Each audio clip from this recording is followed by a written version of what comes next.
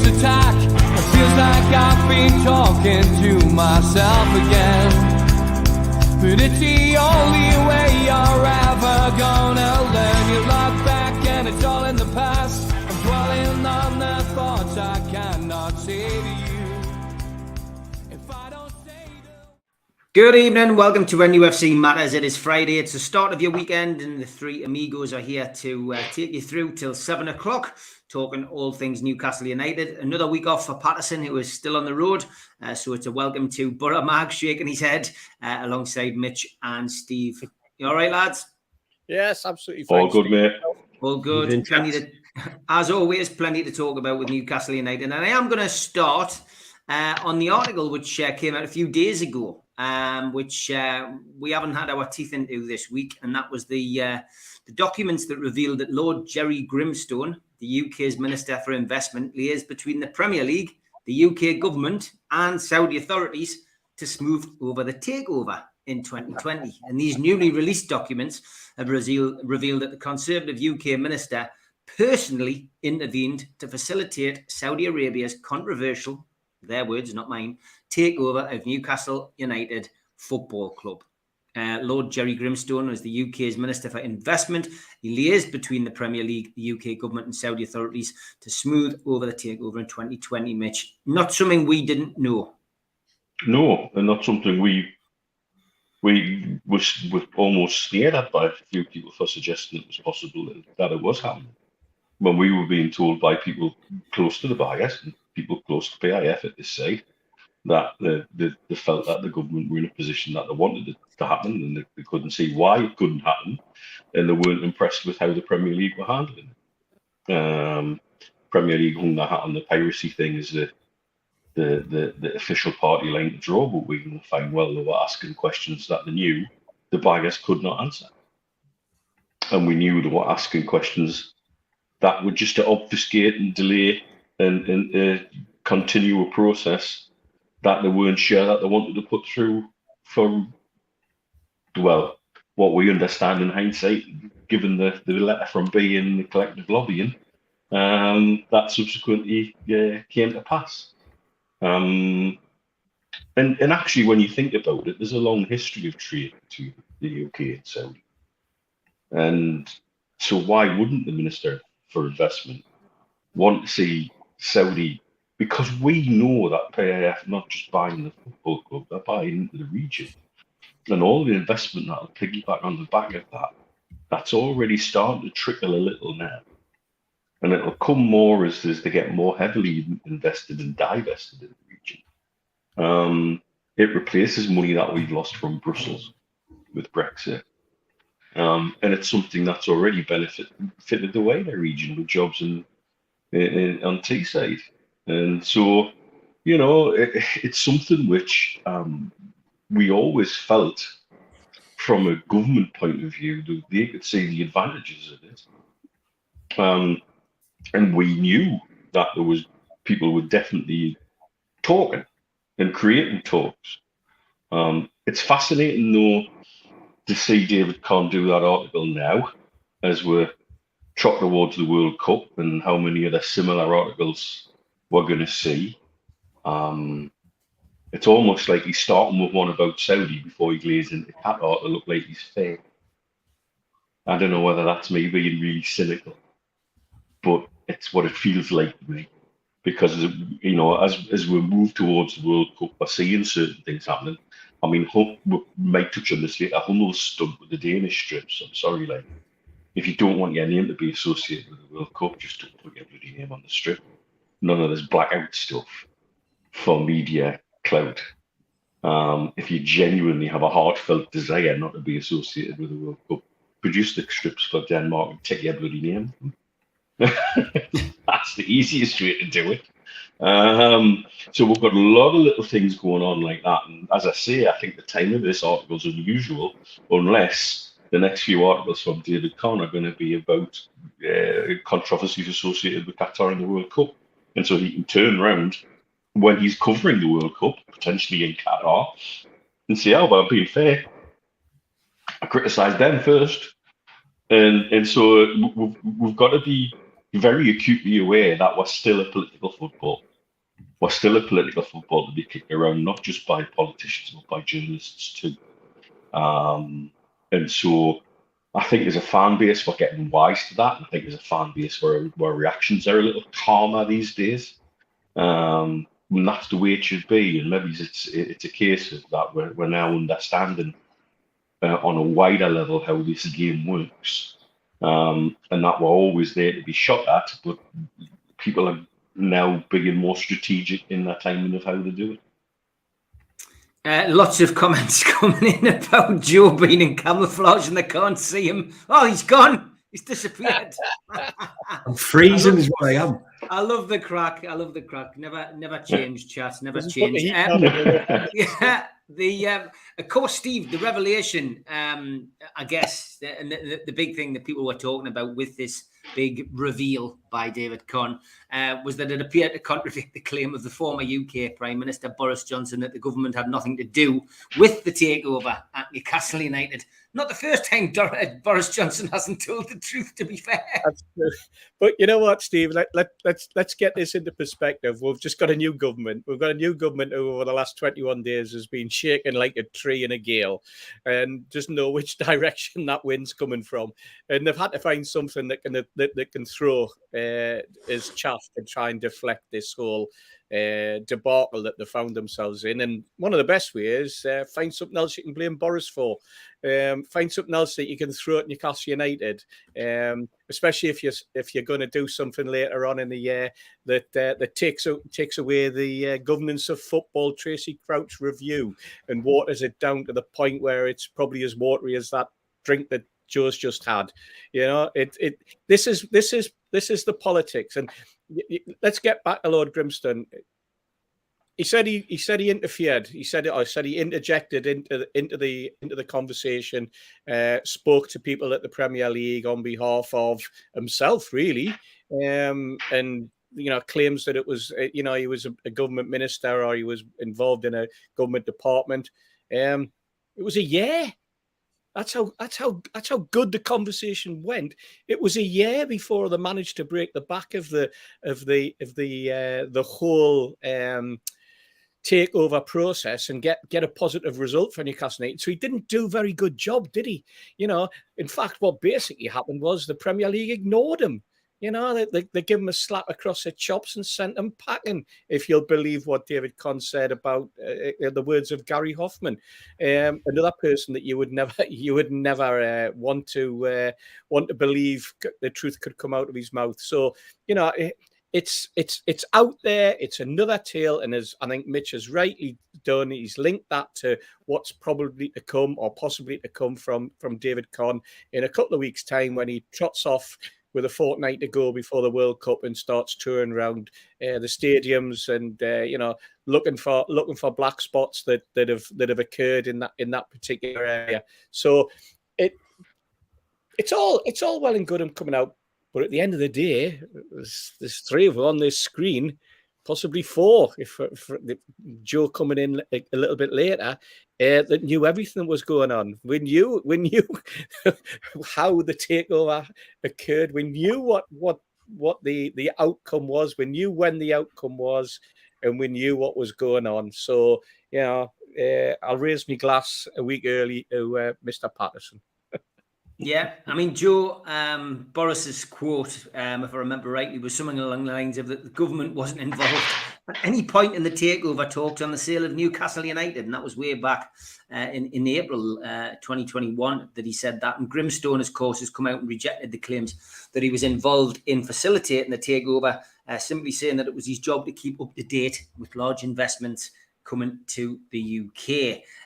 It's just another stick really to beat Newcastle with, I think, Joe. It's the way I always look at it. And, and sometimes these things, as, Mitch rightly points out, are chucked chucked out there by governments or media, outlets wanting to push a particular narrative just as a bit of a dead cat scenario, just to get everybody looking over there when something else is going on over here.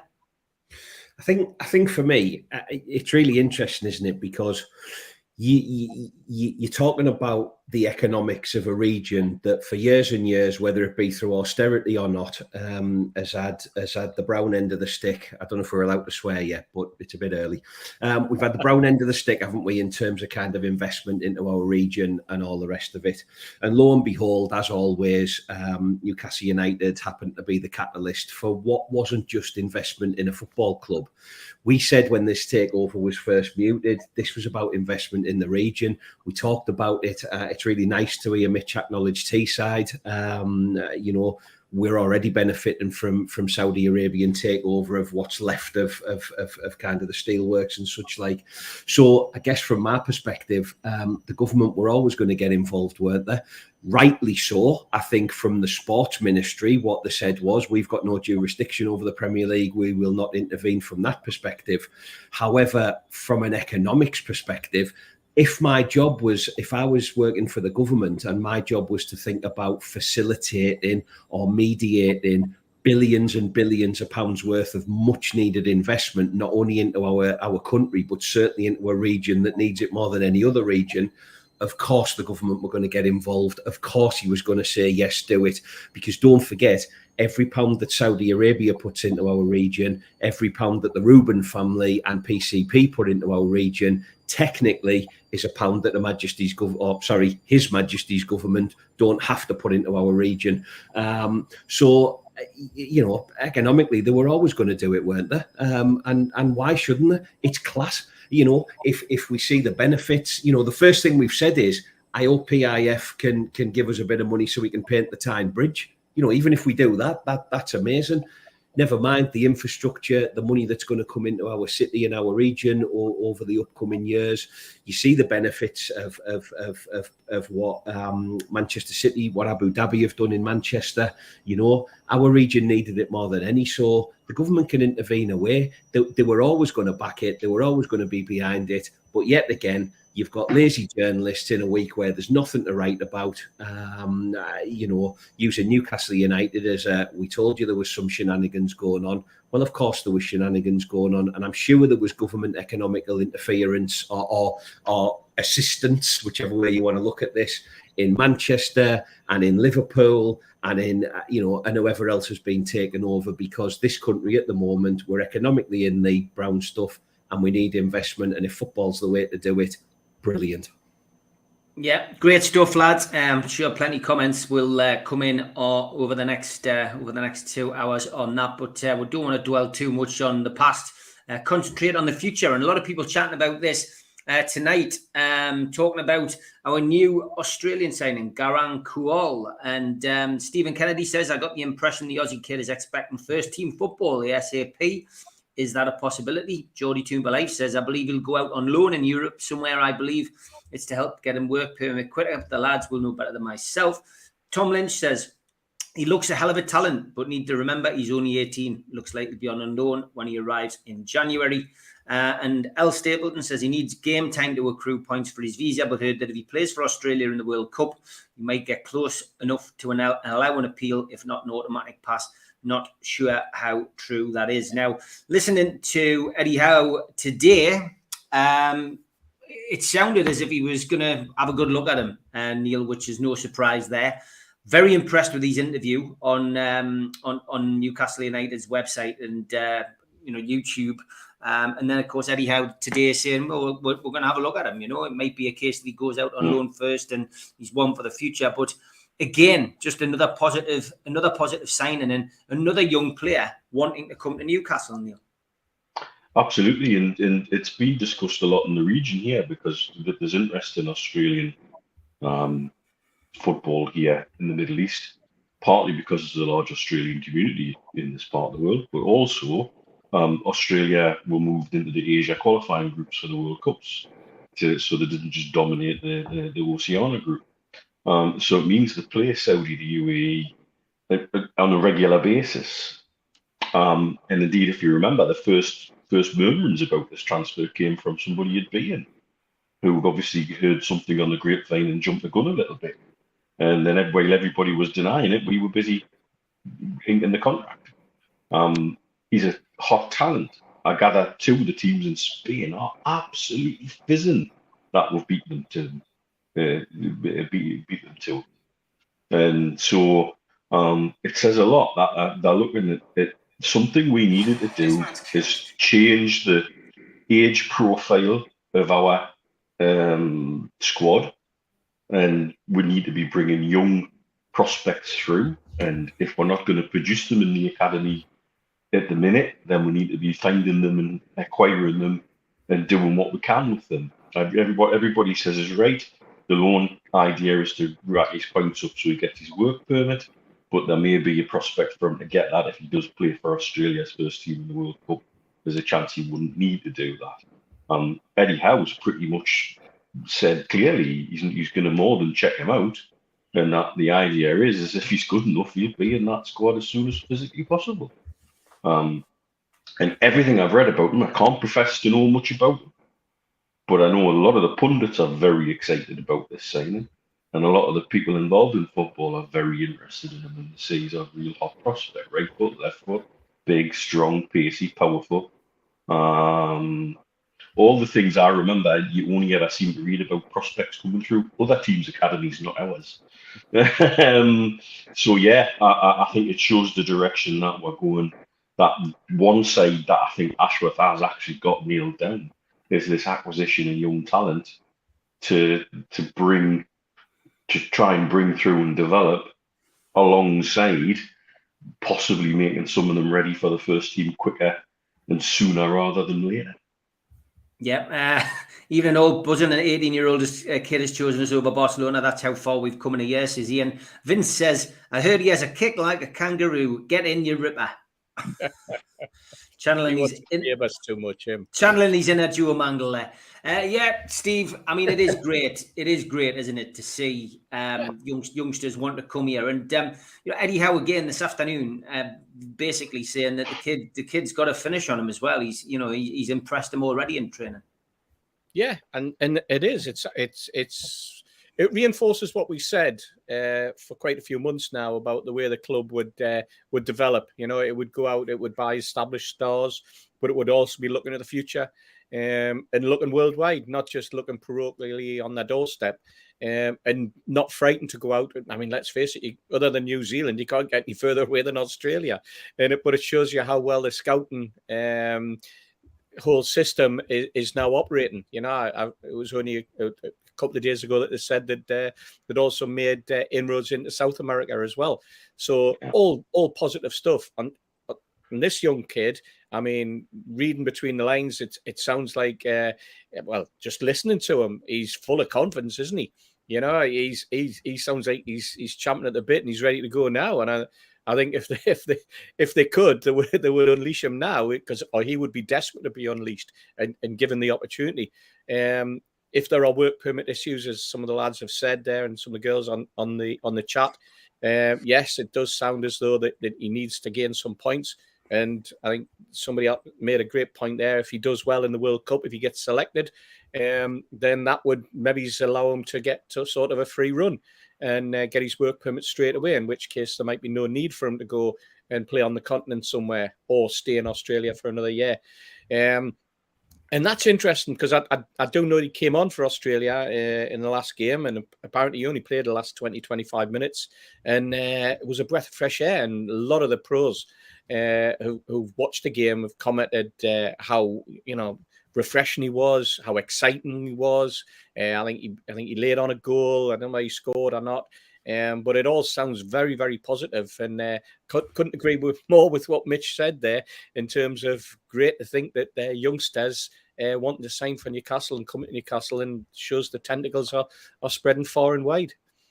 Yeah, another youngster in, Joe. It bodes well for the future, and I think it's just a credit to the new owners that they're looking at the future as well as the present. Absolutely, and like the guys have said, and the bits that I've seen, he looks like a big, strong lad. I don't think his age has got anything to do with it. And, if you're old enough, you're good enough and all that. Or if you're good enough, you're old enough. And I think one of the things for me, one of the interesting bits, I wasn't quite expecting, he was announced like a signing, and I don't know whether we've just done something with the PR department, but to see that, we've got this kind of moody video that we do now, haven't we, with the players? He's got his shirt on, he's in the ground, and the announcement was, we've signed a footballer. So yes, he might be going straight in, straight out on loan or whatever. He might be playing for our under whatever we've got. But you know what? It actually felt like we'd signed someone, and it's really nice for Eddie Howe not only to say that he's a good player, but actually he's a good player with with almost an immediate future, and we want to look at him and we want to see how good he is. So I think it's fantastic. And yet again, usually we sign players and we put them into our academy sides. And unfortunately, for whatever reason, we kind of don't hear of them anymore. Now, all of a sudden, not only are we signing academy players, we're signing bloody good academy players. So, yeah, again, hats off to kind of Darren Eales and the guys, if that's the way that we're going to be going from now on, bring it on. Yeah, he's starting up front tomorrow, says John. Yeah. A little bit of men at work from Mr. Anderson, living in a land down under where the women glow and men plunder. Very good, mate. Good song, that. Good video as well. I was on in the gym the other day. An old classic. Arthur Bainbridge says, Pelé, the Brazilian legend, has said at his peak, he was only a quarter as good as Garang Kuol. It's got a bit of a Chuck Norris vibe about it, lads. It's a bit of a Chuck Norris vibe. Okay, as always on NUFC Matters, we have quite a lot to get through, quite a lot of tweets coming up, quite a lot of lookalikes. But first up, the day I met.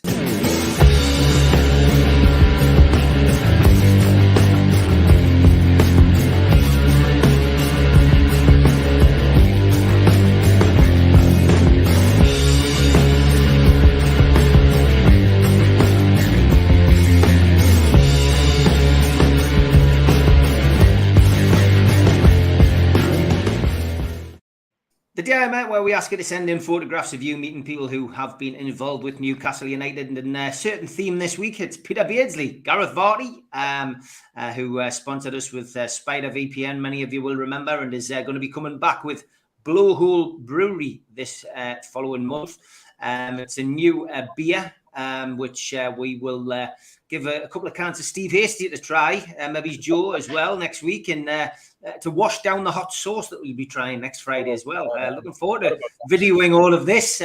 So, yeah, Peter Beardsley. It was a real pleasure flying down to Cardiff game with one Peter Beardsley. So that's the first one. The second one is a little bit more recently, and that is Sam Little with Peter Beardsley just along the road from the food bank. I think that was the last home game that he had that photograph taken. And Gareth, the real big G, honoured to spend a couple of hours in the company of one of my Newcastle United heroes this evening.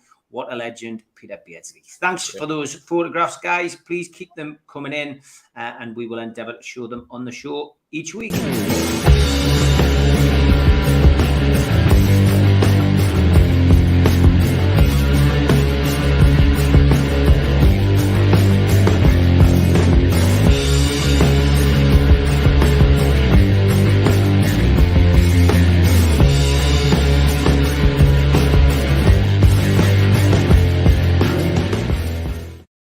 Now, a couple of things. The members draw is tonight. So if you are a cult member, keep an eye out a little bit later on in the programme. You could be the proud winner of a signed entertainer shirt by Peter Beardsley. What do you have to do? Well, you can join and be a cult member. It's a £25 one-off fee. As always, you get a cup, a pen, a membership card, and a scarf, and entry into the monthly draw. You've still got time. If you're not a cult member to join, go to nufcmatters.com and click membership. John is in the chat if you have any difficulties finding it. But tonight, if you remember, you go into the draw to win that signed Peter Beardsley entertainer shirt. So keep your eyes peeled a little bit later on. As you always know as well, we always have a T-shirt up for grabs, and we have the latest in our line of Legends T-shirts. This one, of course, has been up for a week on auction on my Twitter account at Steve Wraith, signed by Peter Beardsley. And we are currently at £40 for that T-shirt. with all proceeds going to the food bank.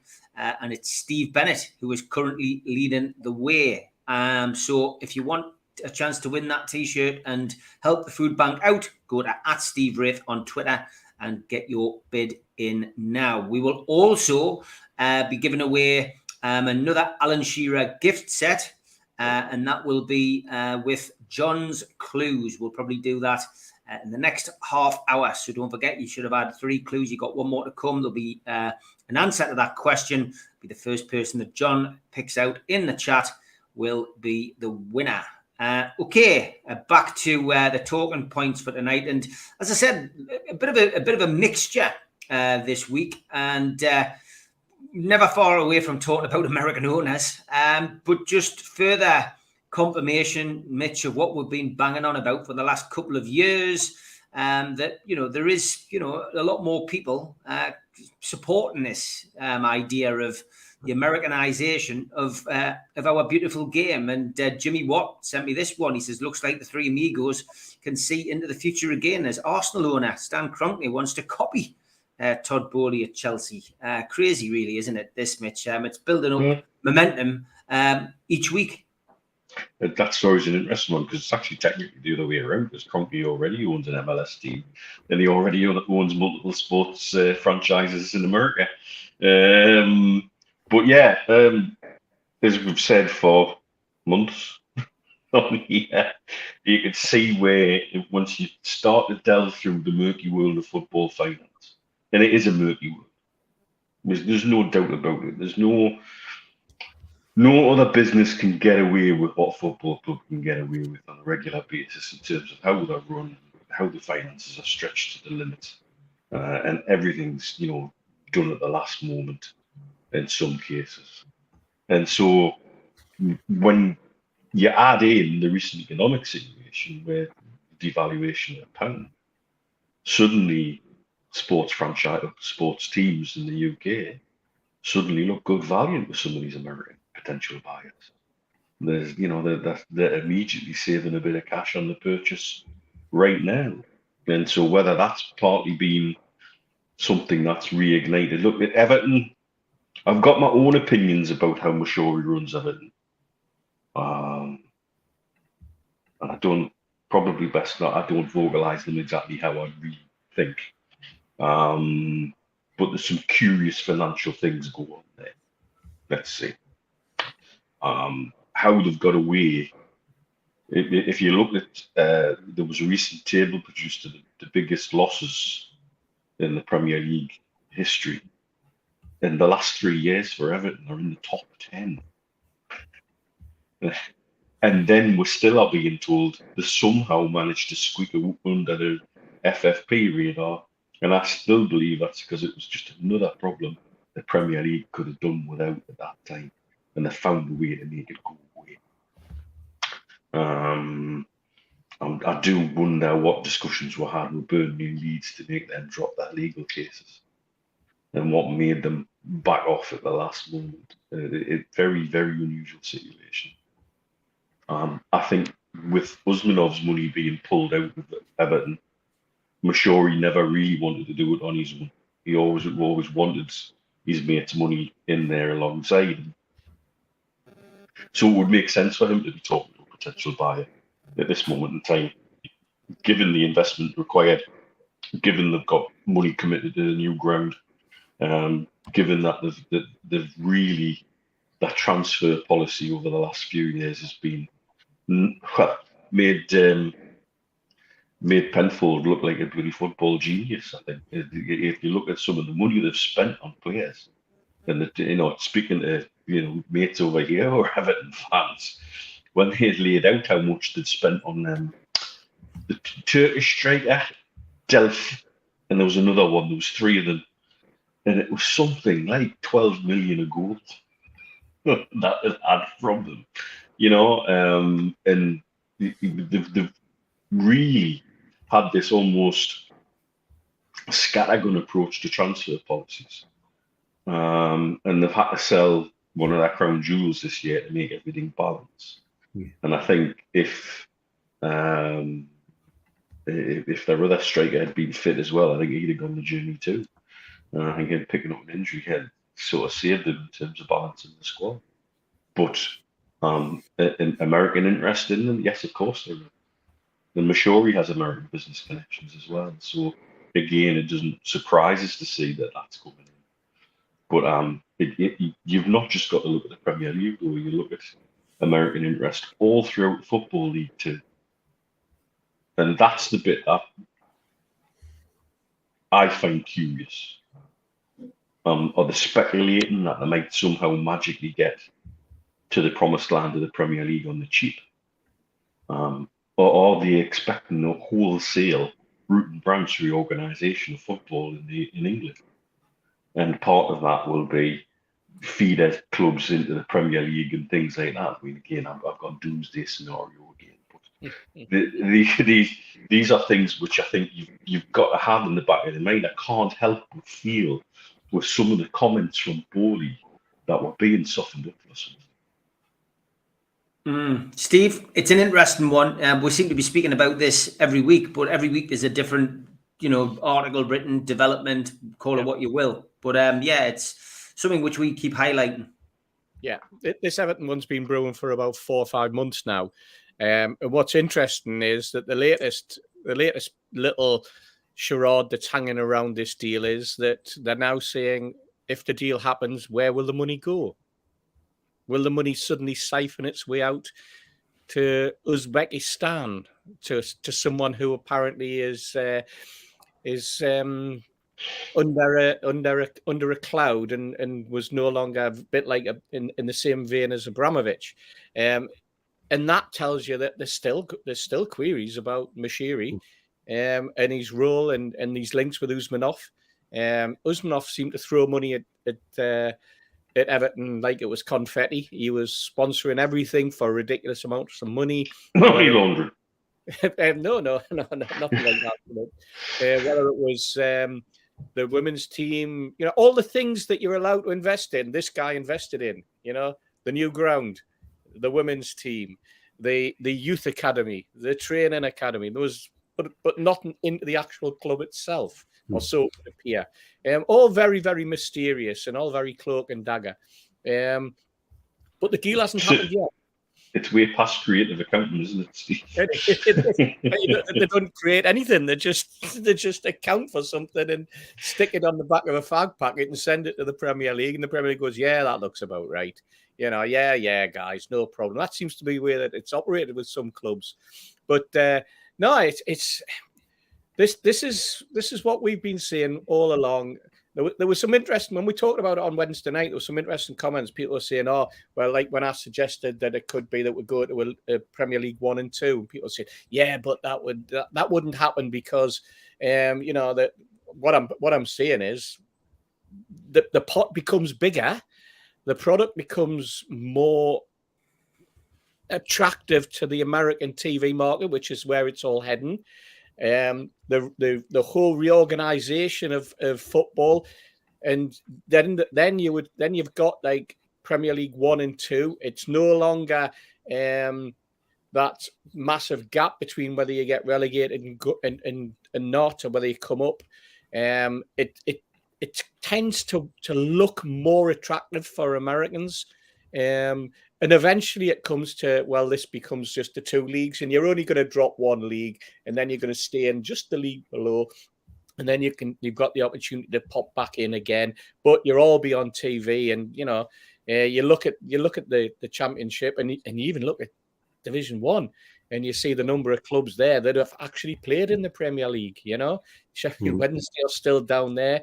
Nottingham Forest were down there for 26 years. Sunderland are down there in the Championship that have had experience. Ipswich are sitting at the top of Division 1. They were an established Premier League team, and so it goes on and so forth. So that balance, that if they can bring it back, and they can get those clubs back on an even keel and get them to start competing again, they will be attractive clubs for a League 1 and 2, a Premier League 1 and a Premier League 2.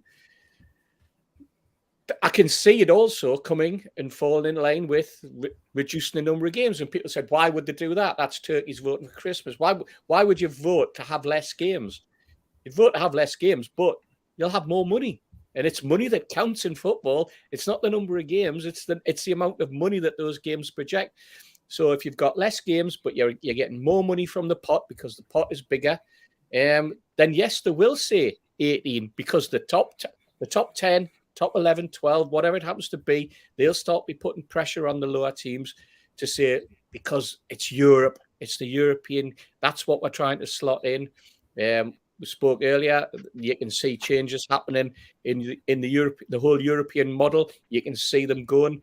We talked about the Nations League. You can see the Champions League going down that line where you'll have the two semi-finals and the final played in the same week, and possibly played in New York or in LA or in Miami.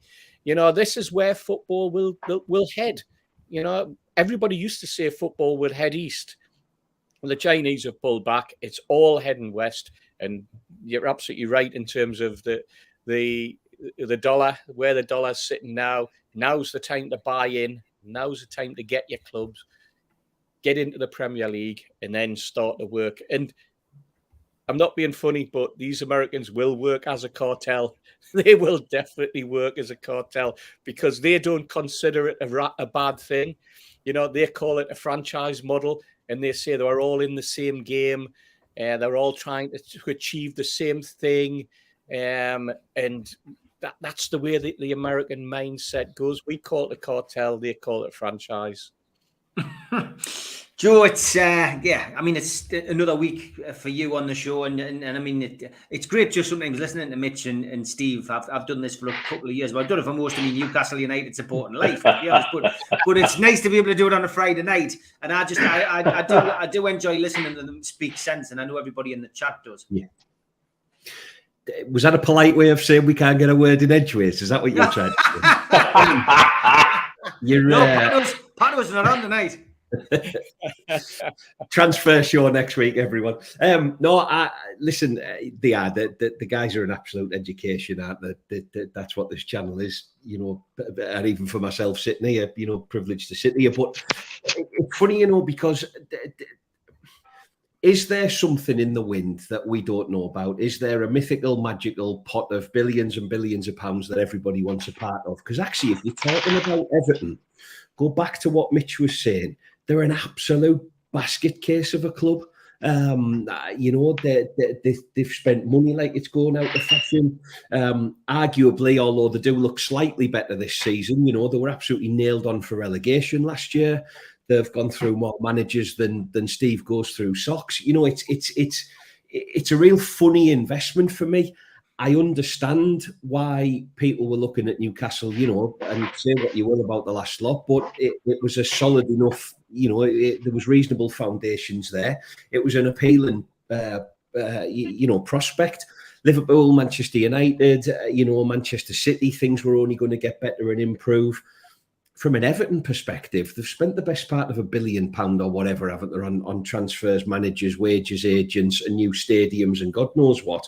And yet here they are on the verge of getting relegated to the Championship. So it makes me wonder what people are looking at. Have people literally got more money than sense? And yes, we just want to be part of the Premier League, and I don't care whether we're buying Manchester City or we're buying Nottingham Forest or Bournemouth or, you know, whoever else.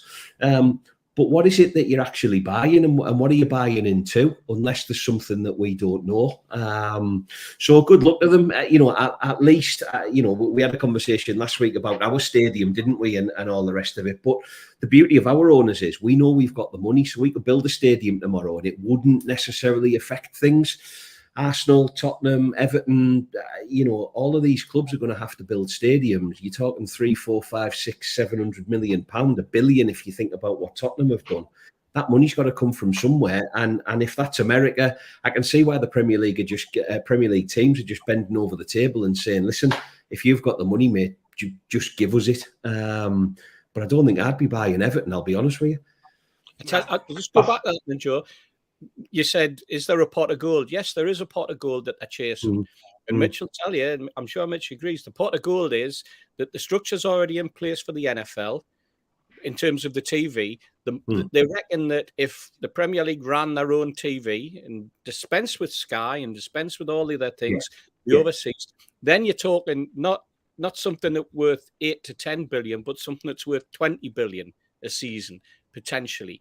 And then you've got that ability. Now, if the Premier League had its own platform to run its own games, so it managed the whole thing, that opens up not just America, but the rest of the world as well.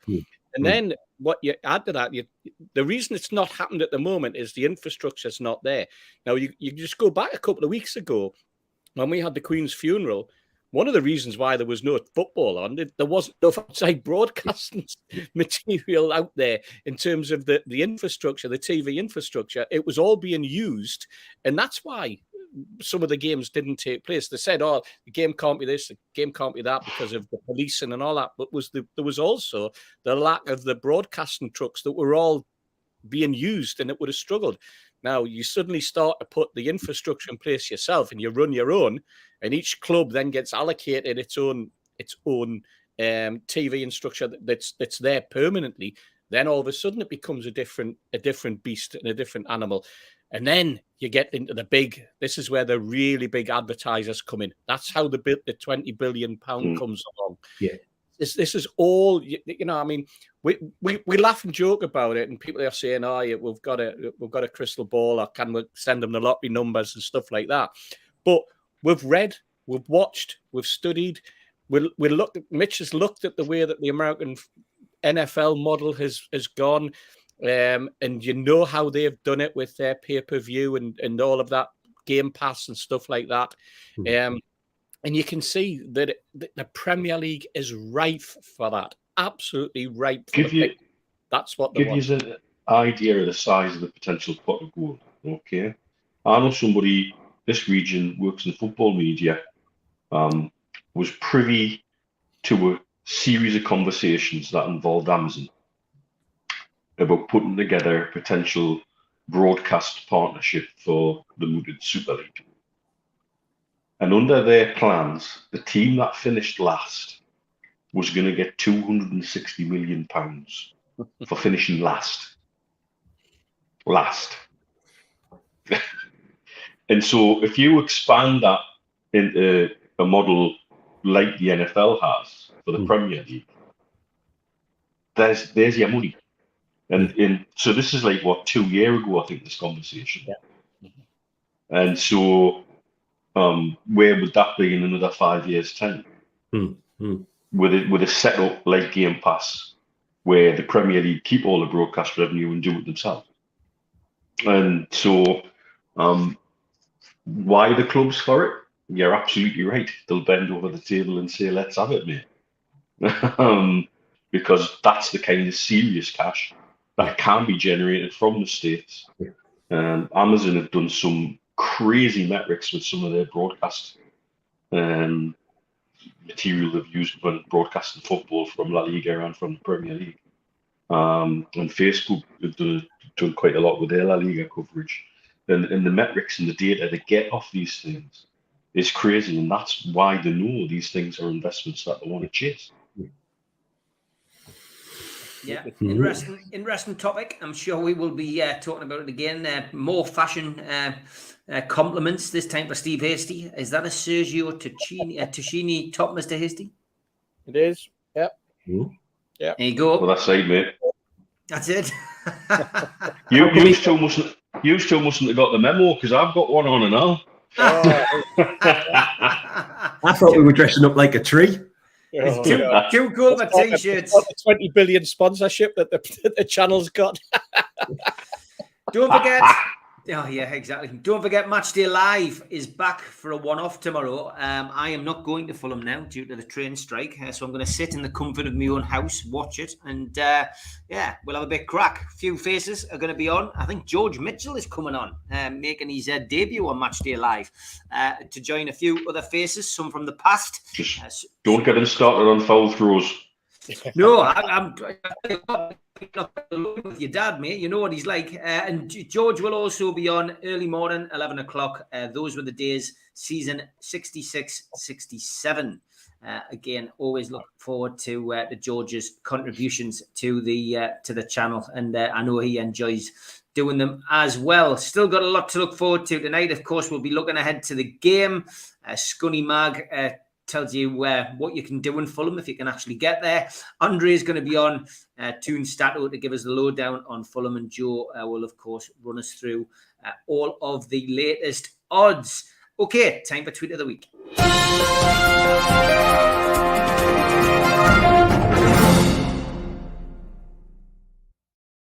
Normal service resumed. Zara's tweets made it to my inbox, courtesy of Steve Hasty. So I'm pleased to say we've got a good array of tweets. The first one was sent to us by Stu Penman on WhatsApp.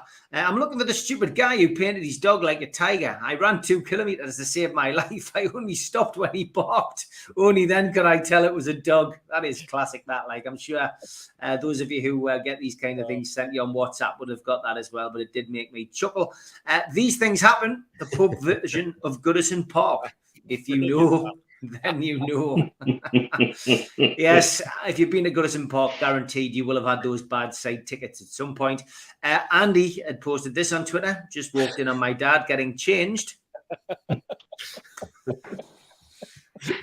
And Rocky Toon. Avoid the A69 near Carlisle. A lorry carrying snooker equipment is overturned. Queues in both directions. Oh, damn me. Oh, Rocky, man. Jimmy Moore has sent us a couple this week. Tweet of the week, he says, I don't know who she is, but she put a condom over a mic while reporting on the hurricane. He says, I get what she was trying to do here, but she's about to become an internet famous. Also, there's a good chance it was her photographer's idea. Well, Internet famous, she certainly did. I just want to ask you, Mitch, what's your star sign? Libra. Steve? Sagittarius. Joe? Yeah, Libra. Okay. So, serial killers by zodiac sign.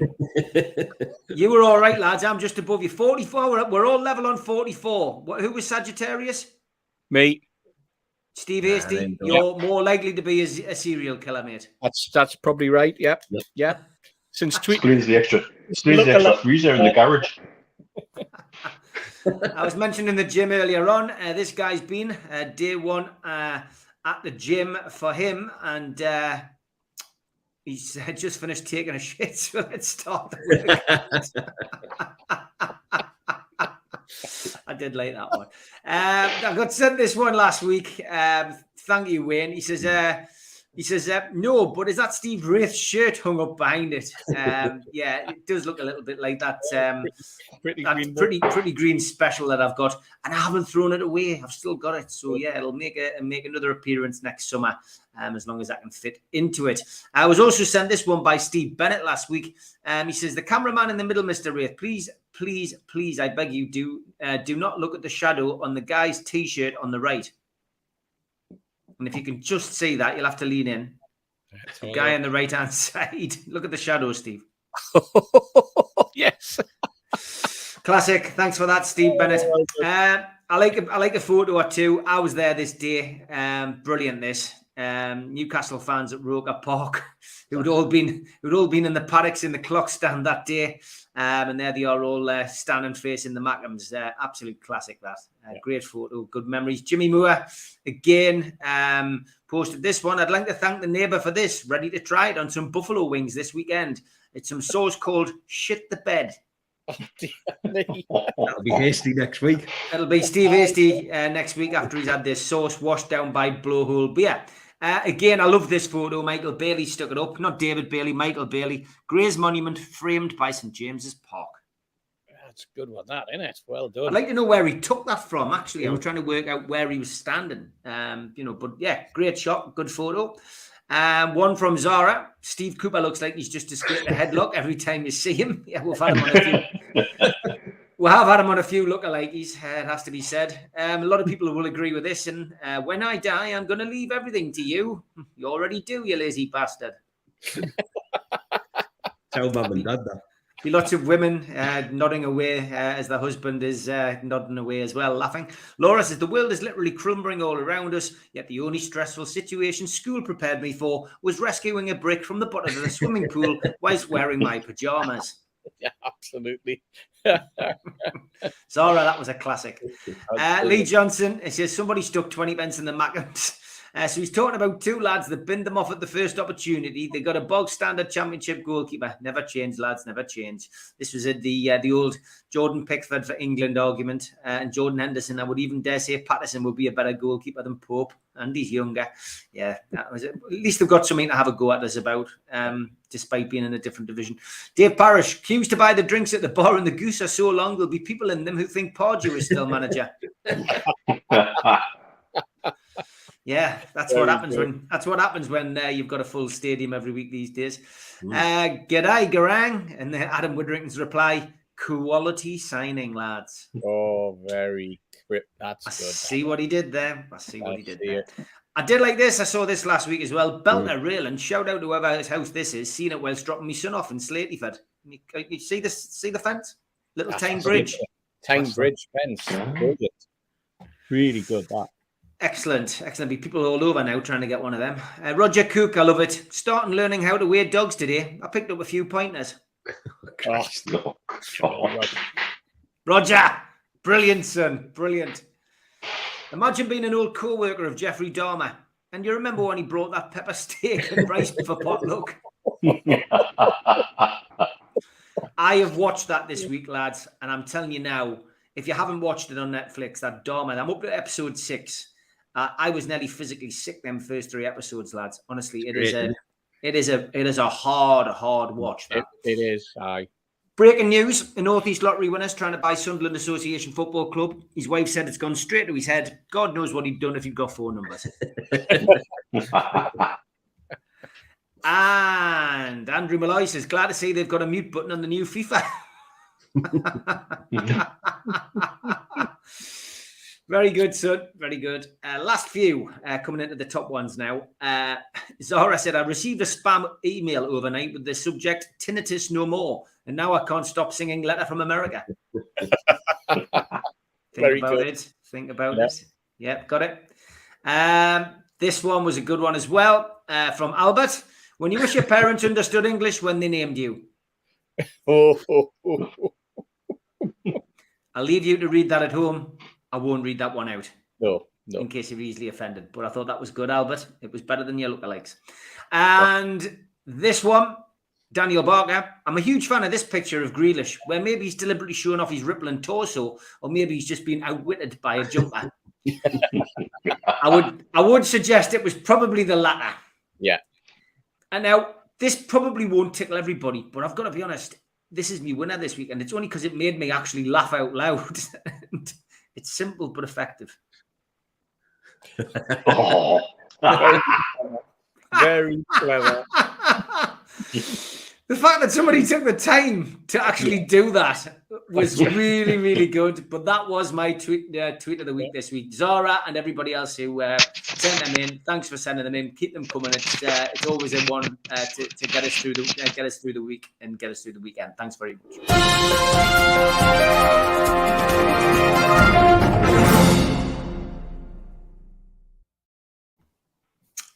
Next topic tonight is going to be the training ground. We had a little bit of an update. We've had a photograph as well, which was circulated about what it's eventually going to look like. But Mitch, it's great, isn't it? That they're going hammer and tongs. And I know one of the lads who's one of our moderators is one of his relatives is actually involved in the whole process, and he couldn't give anything away. Certainly didn't want to divulge anything, and I wouldn't have asked him to. But ultimately, from our point of view, he said it's state of the art. It's going to be fantastic. The players are going to be over the moon, and that kind of thing as well. I guess when you've got the likes of Kuol coming to Newcastle United, and coming with maybe his agent or whatever, about what the plans for the future are. You have to sell him the dream, of course, of we're going to be in the Champions League, we're going to do this, we're going to do that. But it's no good if you've got a rubber dinghy and a swimming pool out the back, an inflatable swimming pool out the back. Newcastle are a different beast these days. We know that, and the developments and what they're going to do is brilliant, isn't it? It's starting to take shape. Facilities and lack thereof has been a stick used to beat with by certain agents in particular. If a deal doesn't go through, then there's a bit of sour grapes afterwards. So it's going to take away that opportunity for certain people to use that. But it's been something should have been addressed ages ago. If you remember, we had plans drawn up when Lumbias was the GM that they were going to do more with the academy, and we're going to do more with the training facilities, and that it was all going to be done to keep the AA status, etc., etc. And then everything just got frosted again. And so we needed a solution short to medium term to improve what we have, and that's what they're acting on quickly. And then if the long term is then to look to build a bespoke facility somewhere down the line somewhere else, and then at least in this short to medium term, we've got improved facilities that help us sell the dream to young lads like the one we've just signed from Australia.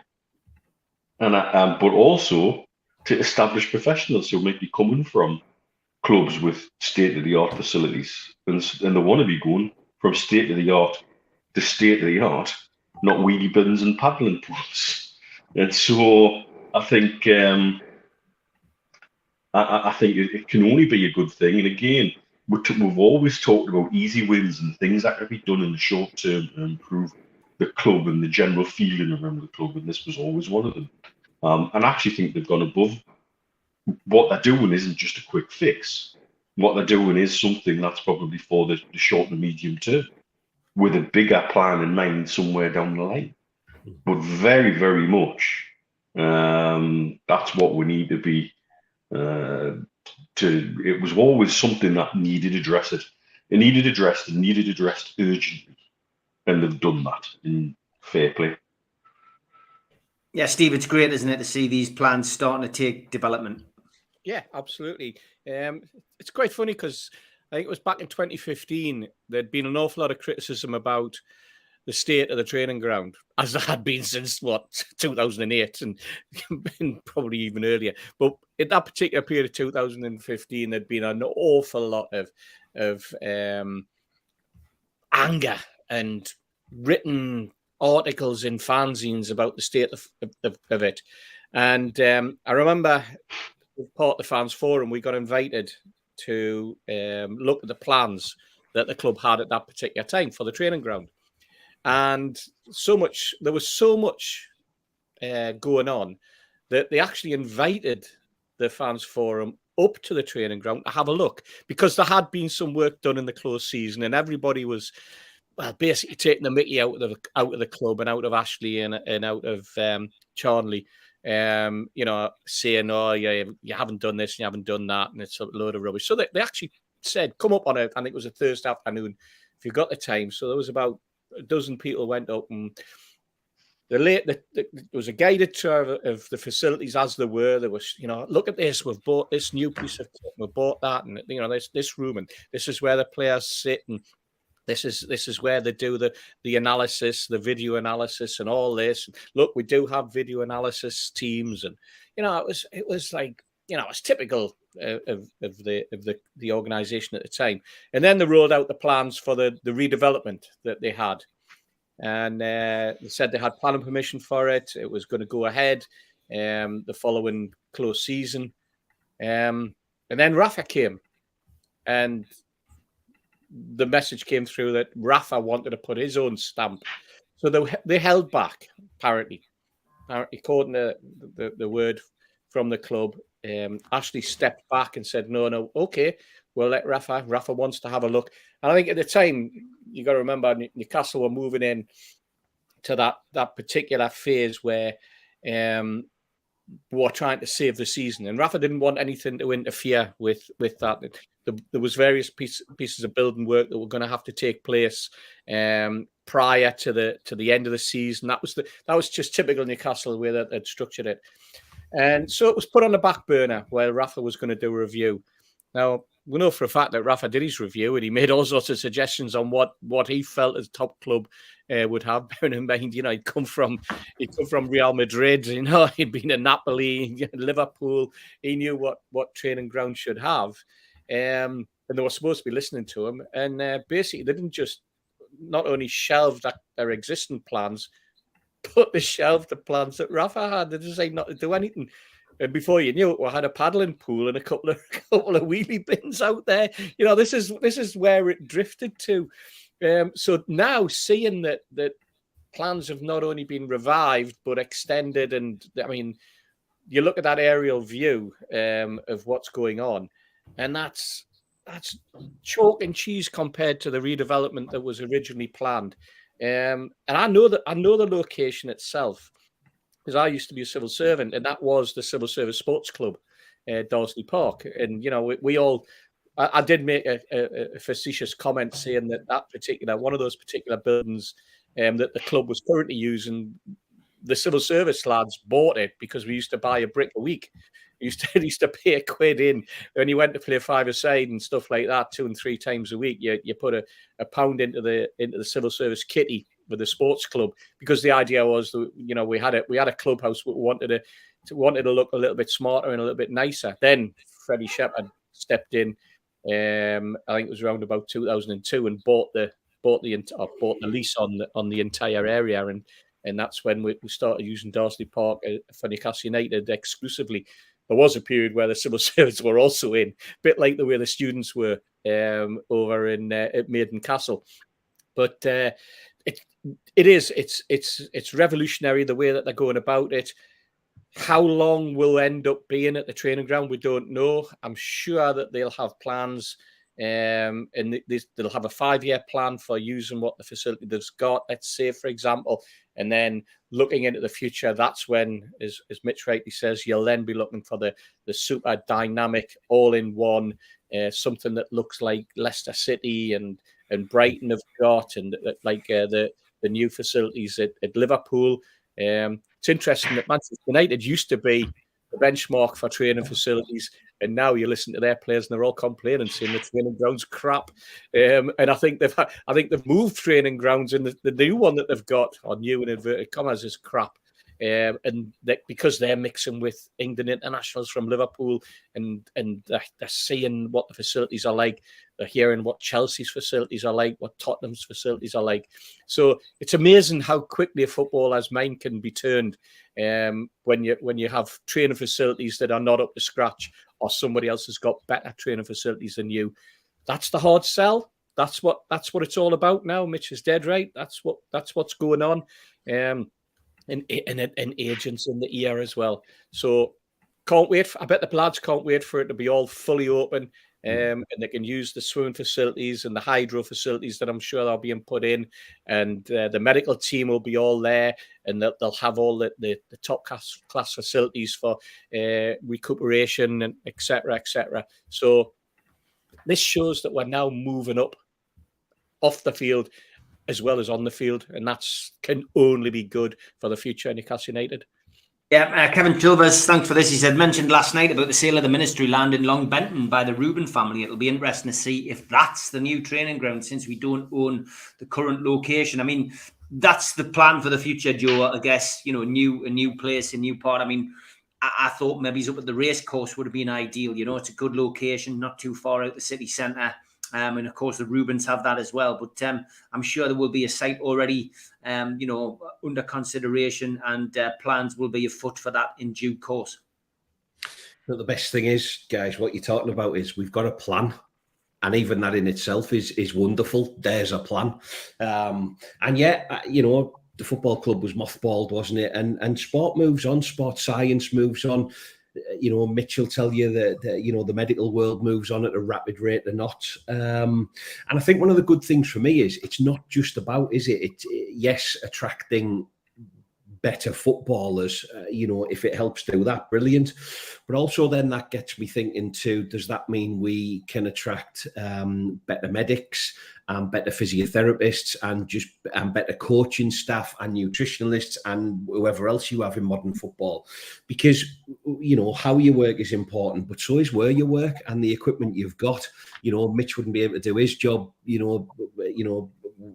with a hammer and a chisel, although I'm sure he does sometimes.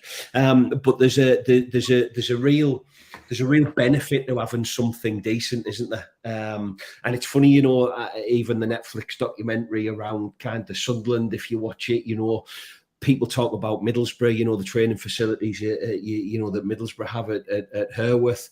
Absolutely fantastic, state of the art, facilities. And if you're training in a better arena, does that mean you train a bit harder? You enjoy coming into training a little bit more? We talked last week about the injuries and the impact on training on heavy pitches, you know, and what does that do to people's hamstrings and such like. So it's great if it's all getting looked at. It's fantastic, and I think finally we should have something to be proud of, because that's the way the game's going. Like you say, you know, Leicester City's setup is absolutely fantastic, and it's a pleasure to come into work. So, you know, hopefully long gone are the days of the kind of paddling pools and the wheelie bins, which I do think is a fantastic name for our debut album, Mitch, as well. I think we should call it that. But yeah, I think it's great, Steve, and I think the investment, I think everybody was expecting that what Amanda and Merdad would do is plough it all into the first team. And yes, we've had massive investment into our first team like we haven't seen for years, which long may that continue. But also the upgrading of the training ground, the upgrading of St. James's Park, you know, it's all very, very, very important stuff. So I think it's fab.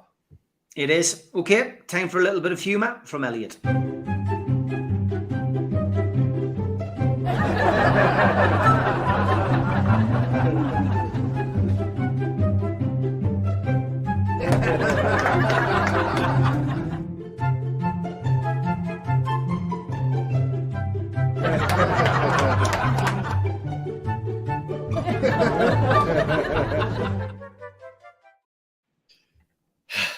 My 4-year-old son has been learning Spanish all year, and he still can't say the word please, which I think is poor for 4. Oh, God, Elliot. Absolute classic. Love that. Said Steve. Yeah, hey, it's full of dad jokes tonight, this show. It is. It's absolutely brilliant. Okay, next thing to talk about is Chris Mott. He wants a life change. He says, my question tonight is there any chance the PIF could fund my life for a while? I think there's a few people who would like that, mate. Moving on to Eddie Howe's press conference again, and he was asked the question that a lot of us have been discussing, including us on this show. If England came calling, would you go? And it was one of those Eddie Howe pauses. Didn't give him the daggers, but I thought he gave a very, very respectful answer. Never say never, but at this moment in time, from my perspective, I've got a job to do here, and I make no he says I make no secret of enjoying the day-to-day coaching of a football club, as opposed to, you know, only working, you know, whenever England are called in. And I think it's gone down well in the chat. Stephen Nutkin says, Eddie said never say yes or no for the future, but also said he loves the hands-on coaching, which he would lose with the England job. Colin Wilson said, Eddie Howe was asked about the England job today. Unbelievable. He gave a great dignified answer, which is all we would have expected from him. And El Stapleton says, enjoyed Eddie Howe's presser today, especially the bit about the England future. And Troz says, first, I have to say I want Howe to stay, but it wouldn't be a problem if he went. There's good managers out there. So, yeah, most people completely unaffected by it. It was a question he was going to be asked at some point, Mitch, and he handled it with typical cool, calm collectedness. Since the takeover, he's become acutely aware of people waiting with gotcha type questions around the corner, be that about the politics of Saudi Arabia, be that about PIF, be that about sports washing, or now be that about would you take a mythical England job that isn't on offer at this moment in time. And I think there's a number of ways you can handle that question. And I think he's done it in probably the most dignified way you possibly can. He's stayed respectful to the current England manager and the England job. He's not slammed the door on it, because I think any top manager sees managing that country as a pinnacle. But as he also rightly says, he comes across as a very, very day-to-day, hands-on kind of bloke who you don't seem to get that with the national team. You get it in little rushes and tranches. And I think that's why some managers don't adapt well in the international. The managers who are day-to-day doers probably don't adapt to international managerial roles as well. And that's why sometimes you get some managers who end up in international roles who be quite mediocre at their club level, and then they're taking their sides to European semi-finals and World Cup semi-finals and things like that, because it is a very different style of management. And so what else can Eddie say? He's certainly not going to sit there and say, no, first chance I get, I'm going to sack Newcastle off and I'll be off to it. He's not going to say it out like that. But equally, he can't shoot himself in the foot by saying an absolute slam dunk no. But again, all of this is hypothetical because Gareth Southgate is currently the England manager and will be until certainly at least the end of the World Cup. And so after that point, that's when another conversation may come into the fray. But I think he handled that quite well. I don't see how else he could have done it, really.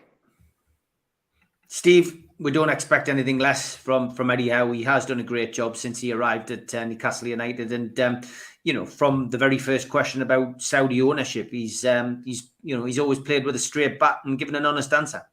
Yeah, it's part of his development that has probably come on the most since he took the job. Quite honestly, he was quite a quiet, timid manager. We used to see snippets of him from his Bournemouth days. He bolted, didn't he, from Burnley? He went to Burnley and it didn't work out, and he went back to Bournemouth. And then he takes on the role in Newcastle just as the takeover's happening, and the club gets taken over and he's thrown in. But what he had done in that previous 18 months to 2 years, he hadn't just worked, or you get the impression he hadn't just worked on the playing side, the coaching side, and that part of the development of his career. But he'd looked at the media and how you handle the media, and we know that he spent a lot of time in Spain, and he looked at he spent time at Madrid and places like that, and in Italy, and that's when you're really under the spotlight as a coach.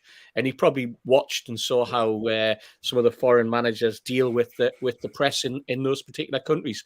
And what he's then been able to do is to come back, and he's been able to really settle himself and feel comfortable, and with a good team around him, and saying the right things and not being controversial, not coming out and making statements about X, Y, and Z that we've heard other managers in the past talk about, situations that are outside of their remit, or some people would say are outside their remit. All of this could be nipped in the bud, mate, couldn't it? Because all Gareth Southgate's got to do is win the World Cup, and then he'd be stuck for another 4 years. So, go ahead, Gareth. Bring it on. Bring the World Cup back. Leave Eddie where he is for another 4 seasons. You never know, Joe. You never know. But we spoke about it on the show last week about Eddie Howe. Would England, if England came calling, would he go? He's given a straight answer today. Interesting. No, what he did was he answered it like an England manager. He gave a very astute, kind of response befitting of the Blazer squad at the FA. Listen, he ticks the boxes, doesn't he? He's a nice guy. He's not going to cause any bother, and he's good at his job. Let's be honest, he's good at his job. But it for me, there's something about, and we talked about Eddie Howe before the haters start on my Twitter account. Yes, he worked a miracle, to all intents and purposes. He took our football club that was down and out, and we survived. And not only did we survive comfortably. Everybody speaks really highly of him. Have we pulled up massive trees this season? No, we probably deserve to be where we're at. So actually, thinking about Eddie Howe as the England manager is fine, and I can see why people do that. But in terms of kind of his performance and stuff, instead of us thinking about Gareth Southgate and thinking about how he's going to perform, the FA needs to think about how Eddie Howe's going to perform. Because yes, if we push into the top 8 of the Premier League, or that we're expecting to do, then of course his stock rises again, and he makes further name for himself if Newcastle were to kind of stagnate a little bit and we become the perennial draw specialists, and he can't get a tune out of his £60 million footballers and all the rest of it, do you qualify to be the England manager because you're a nice guy? Arguably, some might say yes, because that's how Gareth Southgate got the job. He done an absolutely shocking job at Middlesbrough, and the people here couldn't wait to get shot of him. So it's a big season for Eddie Howe. We've talked about it. Will PIF have we got the type of owners now who are willing to stand by their man and give him 5 years and all that? Or at what point are they going to want to see returns for their money and lay the pressure at Eddie Howe's door? So I hope he goes on and finishes 4th with Newcastle this season, and good luck to him. He'll take the England manager's job. But it's an interesting comment that was in the chat there earlier about kind of managers, and yes, there are other managers available. And at the time, we were a club in turmoil. People weren't exactly lining up outside St James's Park to take the job. Eddie Howe did, and I'm really glad that he did. But actually, we're a different animal now, and we're a different beast, and we've got different spending power behind us. So should the Newcastle United job become available, if Eddie decides to go to England, I don't think we'll be short of the pick of some of the Europe, some of the world's best managers. So that slightly puts a different tinge on it for me. I don't want him to go, but I'd be excited to see who would be lined up next. Okay, good point. Good comments from all three lads there on that. Time to give away another Alan Shearer signed box set from the 260 dinner that was way back in April. And we have your clues, and we have a question in your 4th and final clue. So, 2nd of February, 1903. Adrionians. 133 Newcastle goals. And the player suggested at 15 worked at which pit? Great photo by Steve Lookalike Hasty. Oh, it is nice. Right this morning. So get your answer in the chat now, and John will keep an eye out and he will announce the winner. Good luck to everybody who takes part in that. And thanks to John and QTech again for supplying the prize. Last chance to bid for the Peter Beardsley t-shirt. It's at £150. George Hayes has bid £150. It's been a bit of a battle between Steve Bennett and George Hayes. So £150 is where we are at this moment in time. We've announced this one as well. Tyneside Irish Centre, an evening with Peter Beardsley, Friday, February the 17th. Tickets for that available at nufcmatters.com. Get yourself onto there to get your tickets. And the next t-shirt, which will be going up on my Twitter at the close of play today, is a signed Alan Shearer t-shirt. So that will be going up next week. Keep an eye out for that. And make sure you bid. All proceeds once again going to the food bank. Okay, Steve, Lookalike Hasty. It's time for your favourite part of the show.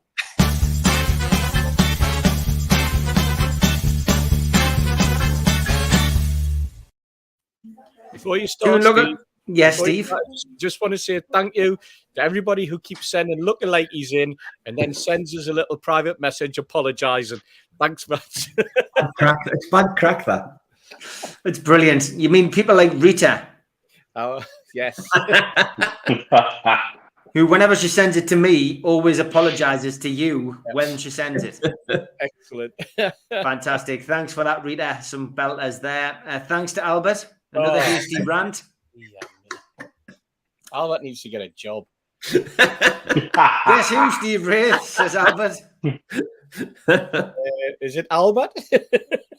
And Sam Chipperfield. Has Steve Hasty been at the dentist this week? Sam's just as bad as Albert. I think they live in the same house. I think they're the same people. And Albert again. Kids are warning, don't put your finger in the light socket. That's like true. Steve Hasty. It's good advice. Mark Slavin, thank you. He says Steve Hasty in front of the food bank. Now I was looking behind, and then I realised he meant the old woman with the white hair, of course. Or is it the dog? He meant the dog, I think. The dog. Do you remember her, Steve? Were you there? Oh, she's there every week. The two dogs, the the husband and wife, they bring the dog, two dogs bark. The second the guy goes into the match, she walks off home, but the two great big shepherd dogs and the bark. It's great. They're lovely. We've got some new people as well putting into your lookalike, Steve. Mick Gilchrist, he says, absolute privilege to speak today to the CPS Direct. This lookalike is Steve Hasty on the right doing his bit. Lad. Mick, man, how way. Not very nice. And John, our very own John, likes to do professional ones. He says, triple lookalike, Barbara, her dog, and Hasty. God, he's going down in my estimation. That he actually put the Matters badge on that. Did you notice that? He did that. Yeah. He's doing like proper personalised ones. He's probably going to start selling them as coasters or something. Photographing as the dog. Yeah, I got hammered last week because I lost the lookalike of myself. So there you are from Yorkie. Since Steve couldn't find his lookalike, he thought I'd share it for you, lads. Love the show, lads. Came across it during lockdown, like many others, and now one of my favourite parts of the week. Keep up the great work. Very good, that, Yorkie, and thanks for resending it, mate. I did genuinely lose it. Great to see Joe Walker taking leave of his senses, says Albert. I'm going to wear them next Friday. Some outfit, that, mate, for the takeover party. Like, what's Patterson doing on CNN?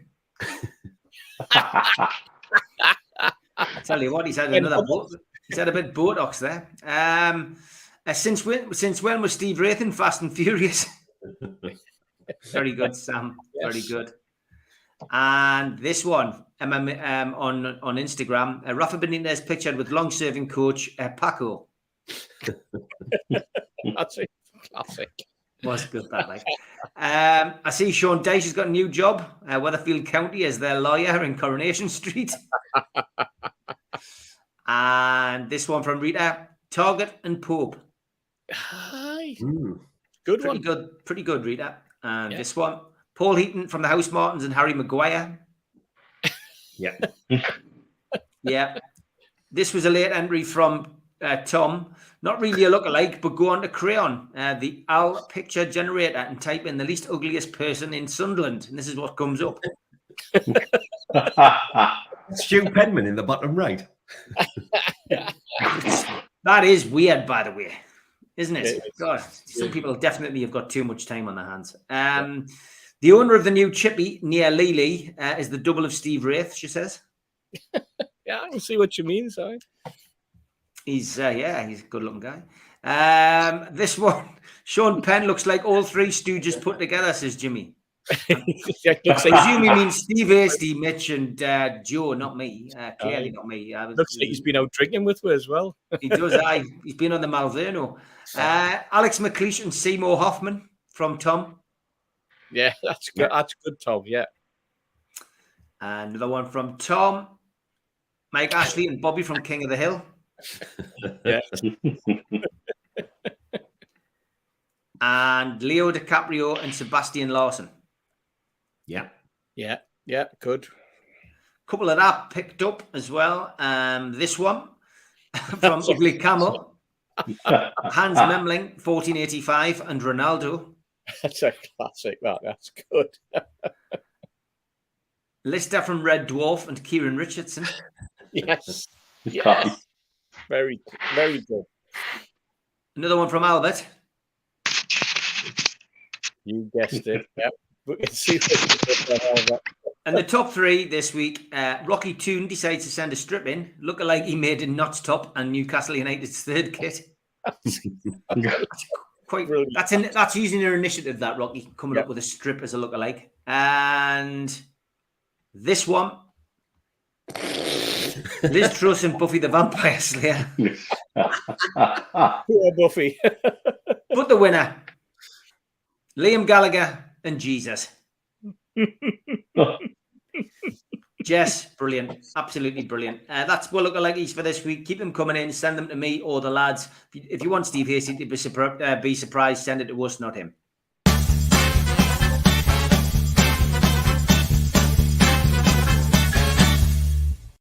Oh, there's another one slipped in there from Albert. Right. No idea what on earth that is. Just thanks, Albert. Thanks for keep them coming, Albert. Just a little mention as well to our good old friends at Castore. Gav McElroy got the third kit for my birthday from Newcastle's club shop. Castore, naturally, I was therefore entered into a Castore size bingo. I'm always extra large, except the black one last season. So I got extra large in both the blue and the white. Unfortunately, the white was too tight, but the blue was just right. So I visited the club shop at St James's Park to exchange for a extra large, which was like a tent. I mentioned my predicament to the lovely lass who worked there. She said, try another XL. There's no two shirts the same size in here. Sure enough, I tried another XL, and lo and behold, it was a perfect fit. Yet another success story of Castore, where better never stops. Fantastic, that, Gav. Thanks for sending us that. I do enjoy these Castore stories. If you've got a Castore story, send it in. It could become a regular feature on the show. It's certainly got a life of its own, that one. We'll come to Robbie Banks here. He says, just saw the idiot who tied himself to the goal versus Everton was sentenced to 6 weeks imprisonment, £50 fine, £500 costs, and a 3-year football banning order. Now, in all seriousness, guys, 6 weeks in prison. I'm just going to give you something here. I'm not going to name the shop, but there's a shop close to where I live. This is in the Chronicle last night as well. I know the owners. It's a shop I go to on a regular basis. And in July, the kid went in to try and nick a load of detergent off the shelves. The shopkeeper, who's in his 60s, tried to stop the guy. It ended up pulling out what it was that he'd stolen outside the shop. The kid then pulled a knife and stabbed the shopkeeper in the leg. Now, he got, what would you expect? What do you think he got? Anybody? 5 years? 5 years? No, he wrote a nice letter to the judge, and the man with 124 convictions got a 2-year suspended sentence. What? And that guy there, who tied himself to a post, got 6 weeks in prison. Honestly, this world really just it just bamboozles me, guys. It really does. Comes back to what we banged on about probably for the last 2 or 3 weeks here. That anything that's attached to football gets vilified beyond anything else, like that example you've just given. That the minute it's attached to a football incident, it's immediately worse than anything else. I suspect that lad doesn't give a monkeys whether he's going to go to another football game in the next 3 years, because I don't think he was a football fan. I think he was there to do his little protest. Still think there's loads of other things out of that incident that still need addressing and investigating, particularly Everton stewarding and the handling of the incident and the knife being passed back and forth between steward and fans and all of that, you know. But yeah, it comes back to the minute you can attach, or they can attach a crime to football, and that's why they've added the wider reaching descriptions of what they can tag as a football related incident and carries a banning order. It makes them look like they're doing something, and it makes them look like they're solving problems that actually aren't problems to solve. It just looks good. And again, it's an easy vilification. Oh, it's them football fans again. It's crazy, though. It's wrong, mate. It's absolutely wrong. It's wrong in every sense of the word. And you're right. The lad who's got 124 convictions and he's pulled a knife and actually used it ends up with suspended sentence. Crazy. Doesn't absolutely seem to sit right. Doesn't seem to sit right. I am going to bring back News of the World next week, the news show that we did for quite a while. So, I'll probably come back to that kind of stuff on that show. But don't forget as well, I have set up the True Crime channel. I know it's not easy to find it because it hasn't got many subscriptions at the minute. I think it's at about 280 subscriptions, which is a good start for this week. But I'm transferring all the true crime stuff over to there. So if you get a chance, guys and girls, and that is your bag, and you enjoy the true crime stuff and the interviews and the slightly different interviews that I used to do on this channel, then get yourself over to there. I'm going to migrate all the stuff over to there. It's going to take some time to build it up. but that is the one that you need to look for. The True Crime channel. Just look for that, and you will be able to subscribe tonight. But I am going to bring News of the World back on this channel. I enjoyed doing it. We always touched on some really interesting topics, and I am going to do. A few people asking us, are you still going to do that program about grief? I am. Because obviously I've been through the process myself this year, and I think it'd be nice just to do a chat about it, give people a chance to share their experiences and talk, because you know, sometimes it is good to talk to other people about your experiences in life. Well done, Barry Hogan, says Andrew, and yes, congratulations to Barry. He is the proud owner now of the Alan Shearer signed box set from the April 260 dinner. Sorry, Hat and Rig was the answer that you were looking for. John Justice Allen has picked that out, and I will be doing the members draw very, very soon. Get yourself involved in that. You need ultimately to become a member. The shirt, 5 minutes to go on that. Steve Bennett's at 220. George Hayes was at 200. Steve Bennett's at 220 quid. 5 minutes left on that, guys. Before I close it down, to get your final bids in. Vince says if it was America and their 3 strikes, he'd be doing a million years. The only thing America does okay. Dave says, Steve, just make sure you're sober when you do that show. Yeah, that was a classic, Dave, wasn't it? That night I decided to do it absolutely more. Dear me, never again. And Chris, thank you very much. He says, I watched your Craze documentary the other day, Steve. It was an interesting watch. I'd recommend it to anyone who wants to watch that. It is on Amazon, and it's not what you think. So do tune in. And enjoy that. Somebody asked about, and I've lost it. Sorry, just a quick one on the size of the squad. I mean, should it be a 30-man squad as opposed to a 25-man squad? You know, because of the fact that, you know, teams get lots of injuries, i.e. Newcastle, and you know, a 30-man squad. I can't see them doing that. Mitch, can you? Again, that would then only fall into the hands of Man City, Liverpool. Who could buy more talent and load their bench even further and deeper. And the way that the cards are stacked against us to catch them up, we could do that eventually, but it would take us longer. And so I think going to a 30-man squad, the only other thing you could do is you could start to bring stipulations in like the Scottish Premier League do about how many under 21s you've got involved in that and how many homegrown players you've got in that to encourage development. But as we know, what classes as a homegrown player is a bit of a movable feast, and that'll all be bounced around to suit the big the cartel clubs, and they're the ones who would benefit most from it. If you think of Chelsea's extensive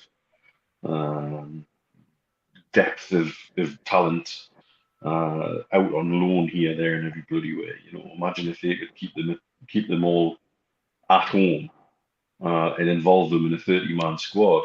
The only people that benefit with that to them. Yeah, it is. It's true. Mitrovic fit for the game tomorrow, says Sean. And somebody else put a question up and I've lost it again, but never mind. We're going to have to move on anyway to looking ahead to the game against Fulham. But that isn't before I get a hold of the members draw, and we do that live now. So the members draw, we do it once a month. The prize this month is a signed entertainer shirt, and it's signed by the legend himself, Peter Beardsley. To be a cult member, you just need to go to NUFC Matters, click membership, and it's £25, a one-off payment. You get a cup, a pen, a scarf, and a membership card, and entry into the monthly draw. And here we go.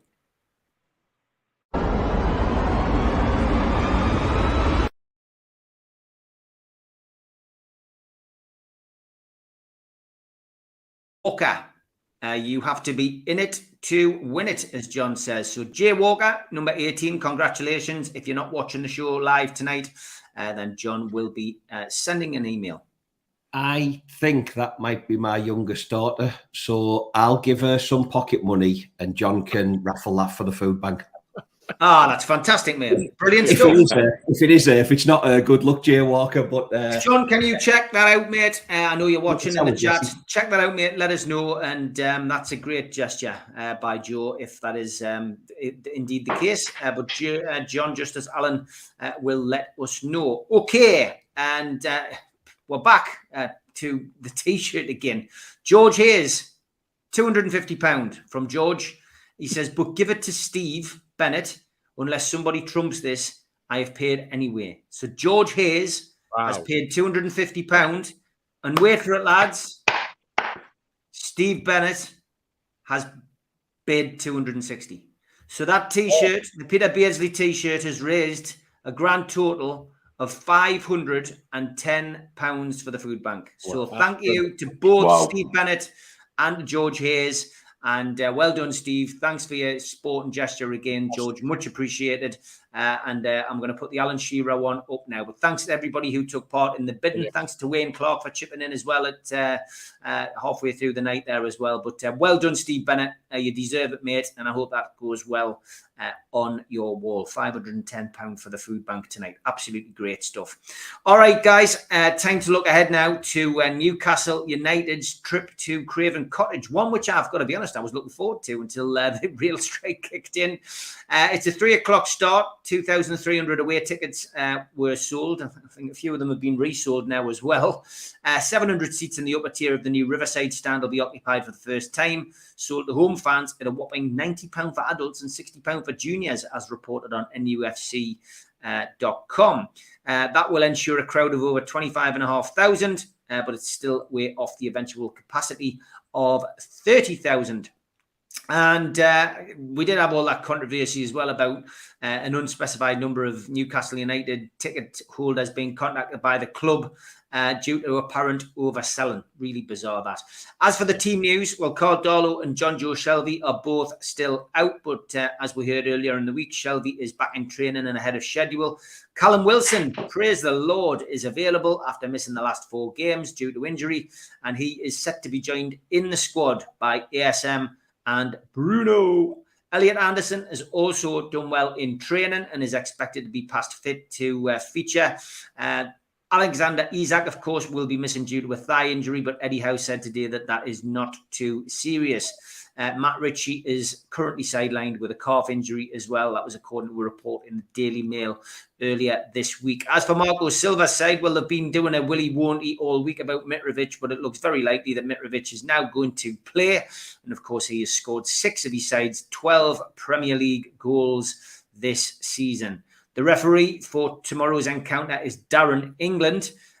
His last game in charge of a Newcastle game was the 2-0 home win over Arsenal in May. And on VAR, it is all about him. It is Mike Dean. No TV coverage of this one, of course, with it being 3 o'clock on a Saturday, but I'm sure you will find ways and means of watching it. And don't forget, Newcastle United fans, that we are doing a match day live. We used to do these all the time during lockdown and when none of us could go to the game. But match day live starts at 2 o'clock on this channel tomorrow. And if you want your fix of George Mitchell and you like your fix of George Mitchell, well, he'll be on 11 till 12:30 tomorrow doing those with the days. And he'll be going to have his dinner and he'll be coming back to do match day live tomorrow afternoon. So get in. It's not often I have George chatting about Newcastle modern day. You get him a bit on a Wednesday. But yeah, those of you who are George fans, get yourself on tomorrow. Got a double bill of George. Okay, as always, we have a couple of lads to talk us through. So first up, it's Toon Stato.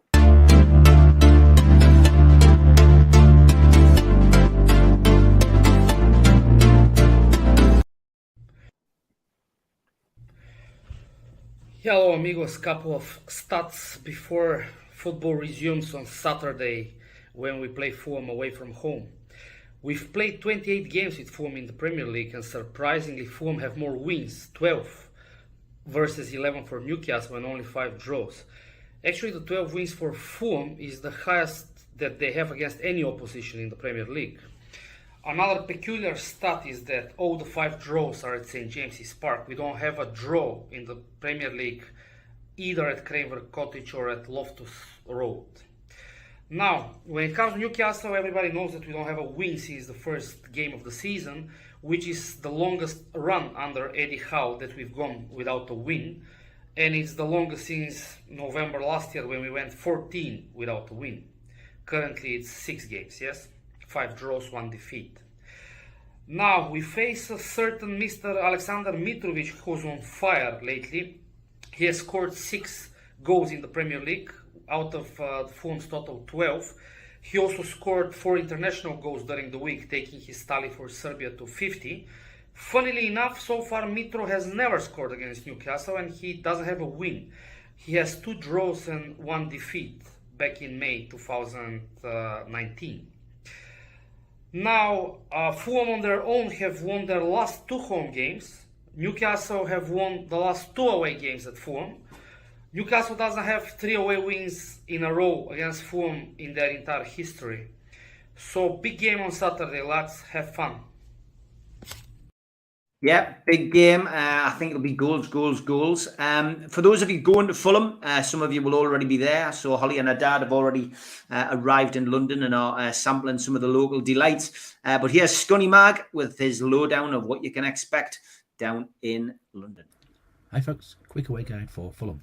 There are train strikes this weekend, but if you are travelling and risking it, once you get to King's Cross, TfL are not having any strike action, so services should pretty much run as normal once you get there. That means it's about a 45-minute train ride on the District line heading south or west, and you are looking to get off at Putney Bridge. That will drop you right in amongst the away friendly pubs that are the only ones in the area. The closest one as you get out of the station is the 8 Bells. Postcode for that is SW6 3JS. It's just around the corner from the tube station, and the what 3 words is nobody scam scuba. After that you've got the King's Arms on the corner, which is always very full and loud. It's always very expensive as well. That is the postcode SW6 4RN, and the what 3 words is have locked always, because it's always round. Just a coincidence. If you're looking for something a bit cheaper, there's a Wetherspoons just over the bridge. It's not too far away, and that is called the Rocket. It's in Putney Wharf Tower. The postcode is SW15 2JQ, and the what 3 words is Weedy Castle Punchy. And finally, just across the road from the King's Arms is the Temperance. Postcode is SW6 3LF, but if you've found the King's Arms, you'll be able to see that. A lot of people just head over there if they can't get in the King's Arms. The what 3 words is Damp Remedy Then. Once you finish there, heading down to the ground, the away end is on the southeast corner as you get to it. The what 3 words for the away end is local regard noisy, so we should be. And parking in the area, if you drive in, it's London. Find a park and ride and tube in. The tubes are running well, so it's a no-brainer.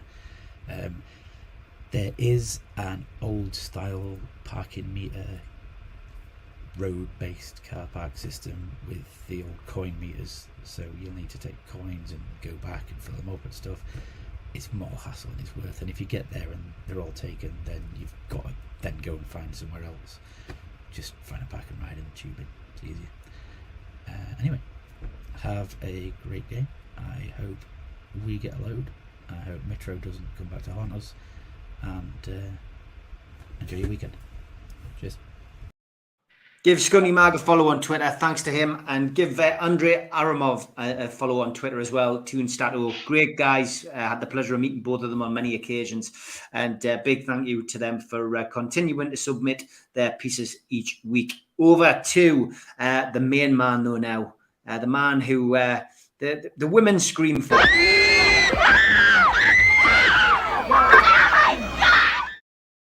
It's Tune Tipster.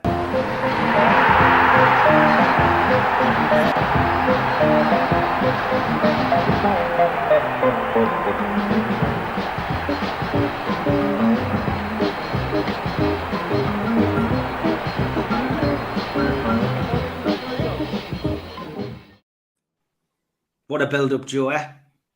You know, for a minute there, I thought you were going to bring George Mitchell on. I was everything was Classic. Right, well, here we go then. Finally back to Premier League football, thank God, after that horrendous fortnight off we've just had. And as Andre and Gunny have said, we're on our way to Craven Cottage, probably via hovercraft or helicopter or God knows what. Interestingly, though, to play the 6th place, Fulham. I knew they'd had a decent start, and I know it's a bit early to be looking at the league, but actually they've made a better start than I thought. That said, though, in terms of the book, Newcastle are actually favourites to win the game at 11-8. And I'm guessing that's because of, as you say, if we're thinking about Saint-Maximin, Guimaraes, Wilson, etc., maybe we'll get to see somewhere near our full side out, and the bookies have picked up on that.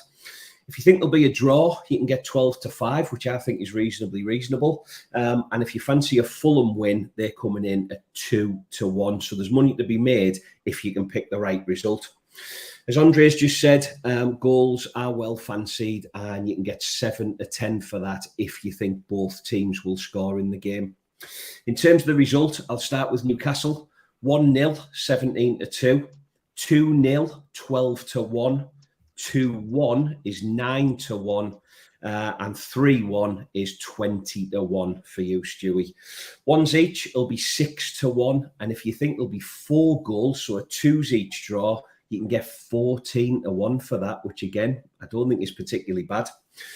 If you think the result will go against us, 1-0 Fulham, 10-1, 2-0 Fulham, 16-1, and 2-1 Fulham is 11-1. Naturally, our mate Mitrovic is favourite to score any time in the game at just under evens, but that's followed very closely by Callum Wilson at 13-8. And if you think Wilson will score first in the game, you can get 9-2 for that. Joe Linton is 3-1. Joe Willock and Miggy are 11-2. And I'll keep talking about Dan Burn and Sven Botman until one of them does score, and they're 11-1, which again, I think is reasonable, particularly if Botman's going to play. We haven't managed to add anything into the food bank pot, so there's still £75 sat there. And with Isaac out, we'll go back to Callum Wilson this week. So money will go on Wilson to score 13-8. And we might as well say that Joe Linton's going to get booked, and that's 3-1. So I'll put that on after the show. In terms of the Toon Tickle, I'm just going to stick with me over 1.5 goals. So for those asking, that means there will be at least 2 goals in every Premier League game this weekend. That's 8.5-1. And looking at the fixtures, I don't think that's too bad. If you think the Championship sides, there's 12 fixtures in the Championships, you can get 31-1 for that. And very quickly, in terms of the Super Six, don't forget you can get your results, your predictions in right up until kick-off tomorrow. Our second manager of the month, Alan Hall. And I don't know if you saw the show on Monday, Alan, but we did give you a shout out on there. So congratulations, mate. Alan's in 3rd place, and he's looking to keep the pressure on our very own Steve Wilkinson, who's topping the table with 99 points. And just to put that into perspective, it's 28 points behind the national leader. So we're not a million miles away, actually, in our Matters League. Our mate Roger the Dodger, he's in 2nd place with an excellent 98 points. So it's starting to heat up. Richard Payne, Leonard Butler, Darren White, pull your socks up, lads. You're getting relegated. Whatever you do this weekend, please bet safe and take care. Great stuff. Lots of people asking what's happening next week. It's generally just a get-together. The takeover party at the Irish Club. It's £2 to get in. It's just a get-together. We didn't want anybody coming along as guests or anything like that. We didn't want anybody having to do anything. Yeah, we'll do a raffle or whatever. We'll see how many people's there. It's generally, if you're in the area, you can get in and support the food bank. Then please do come and have a drink and get a chance to meet a few of the people who are there. I'll be there. Steve will be there. Joe's going to be there. Keith's going to be there. It's going to be just a get together of people from NUFC Matters. Julie is coming up there, and I think Rachel's going to be there as well. So it's people, moderators, etc. People who maybe never met each other. Most of us have, but it's just literally a get together. So please come along, enjoy yourselves, and big shout out to Keith who's in the chat. Good to see you there, mate.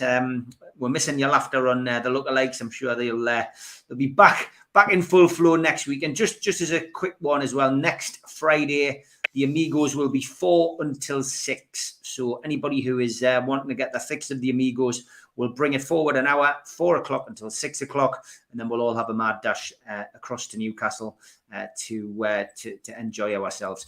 Okay, then, Mitch. I'll come to you last because you've got the dice, I would imagine. I have not got the dice. Oh, you haven't? All right. Well, we'll not come to you last. Where are they? It's in my bag. My bag's at home. I've just totally forgot. That one, a senior moment, I think. This is bad. This is a bad thing. This is bad news. This is the end of the run. I can feel it now, all because of that. Give us your prediction. Then, how do you see the game going, mate? I think it'll be a cracker. I think it's going to be two sides who are going to give everything. And I think we're going to see a 4-2 away win. Wow, 4-2. Wow. Okay. Steve, what's your views on this? You know what? We've got to start getting goals. We've got to start getting the midfield involved in the game and getting us some goals. That, for me, has been our big problem. I think listening to Andre when he threw the odds together, the facts and figures together, and he said there hadn't been a draw, and I was going for 2-2. I thought we'd get goals, and I was going for a 2-2 draw. So when he said there's never been a draw, I was like, typical. But I'm gonna have to stick with my original one. So 2-2 draw. Okay, Joe, what about you? 50-1 there, Mitch, if that's going to come in. Great shout. I agree with Steve. I thought it'd be a draw. I'd take a draw. I never really rated Mitrovic, but I have got to start to say that actually there's probably a goal, there's a centre forward in there somewhere. So he is dangerous. He's scoring goals. How fit are Wilson, Gumares, Sam Maximin and all the rest of it? Time will tell. I'll take a point now and I'll run home ones each. All week I've felt as if it was going to be a 2-2 draw, but I just think I think Mitrovic has been made up to be some kind of Harry Kane like legend, and I remember Mitrovic, and he's not like that. And Newcastle, if they've done one thing well this season, is defend, and especially after the week Nick Pope's had. Conceding 3 goals for England, being lambasted by a few people, namely Mackhams, it has to be said. But you know what? I fancy a clean sheet tomorrow. For some reason, I don't often do this, but I am going to change my mind. I fancy Newcastle to get a 1-0 away win tomorrow. I'm going to change my mind, and I hope I'm right, and I know everybody else will. But yeah, I'm going to go 1-0 Newcastle away win. Stand on Meat Rose toes, says Donald Baines. Robert Carswell is with me as well. He feels it's going to be a 1-0 win to Newcastle. So let's hope it is. For me as well, let's just have a quick one on Elliot Anderson. Mitch, Eddie Howe talked about him today. He was asked by one of the journalists, is he far away from that start? Maybe it could have been against Bournemouth. Do you think he's going to be chucking him in at the deep end? Do you think? Fulham's a game he could come in and shine. Do you think now is the time? If he feels he's ready, of course he'll play him. But it would seem unusual to play him in this. While he wasn't available for Bournemouth, was he? So, that may have been a better game to blood him in front of the home fans. But if he's ready, he's ready. If Howe sees fit. Then you have to say, do you think you would give anything less than what Murphy's offered when he's come on? I don't think you would. And I'd certainly rather see with developing him, because we're talking about Murphy like he's a young prospect, and he's not anymore. And so the people that should be in the conversation for me going forward are people like Anderson. The ones we can develop, the ones we can grow, the ones that can come on. If Howe feels he's ready, chuck him in, give it a go. It didn't stop Alex Ferguson chucking bloody Giggs and Butt and Scholes and Beckham into teams. And so why should we be frightened to do that? We haven't done it for years, and it's about time we bloody well did. And looking at the game where we started the show, talking about the young Australian lad we're bringing in, this is the new DNA of the club. Is they want to be bringing in young, hot talent who can have the potential to burst on the scene if they get the right breaks. And Anderson's got that potential. There's no doubt about it. So if Howe thinks he's ready, I'll back him to do it. Steve, time to blood the youngster? Very possibly, but it's up to the manager, isn't it? And it's whether the manager's got the guts to do it, especially a manager coming off 1 win in 7. This is the pressure he's under. He needs wins under his belt before he then perhaps gains the confidence to actually then blood a youngster like Elliot Anderson. I think Anderson's probably going to be on the bench for probably a few more games before he gets the opportunity, because I think that managers tend to stick to their rigid, and certainly Eddie Howe sticks to his rigid, doesn't he? You know, he has his favourites. He has his favourites to bring on. He seems to bring them on in an order as well. You know, it's really interesting the way that he does that. And I'll go back to something I've said right from the start. The one criticism I've had with Eddie Howe has been his game management, the way that he has managed his substitutions, the timing that he's brought substitutes on, and who he's brought on at that particular time. And it's part of the game that I suppose now they've got more substitutes available, becomes even more important. And maybe he's just getting in tune to that. Maybe he's just working his way through. But yeah, if Anderson gets the opportunity, then I'm sure he'll take it. There's no question about that. But it's a case of getting him on the bench. And just go back to the lad who got arrested and got the six weeks at Everton. Don't forget, lads, there's an extra time added on that he'll probably get as well. Don't forget that. Joe, what's your thoughts on Elliot Anderson? I thought he was offside by a tie wrap, Steve.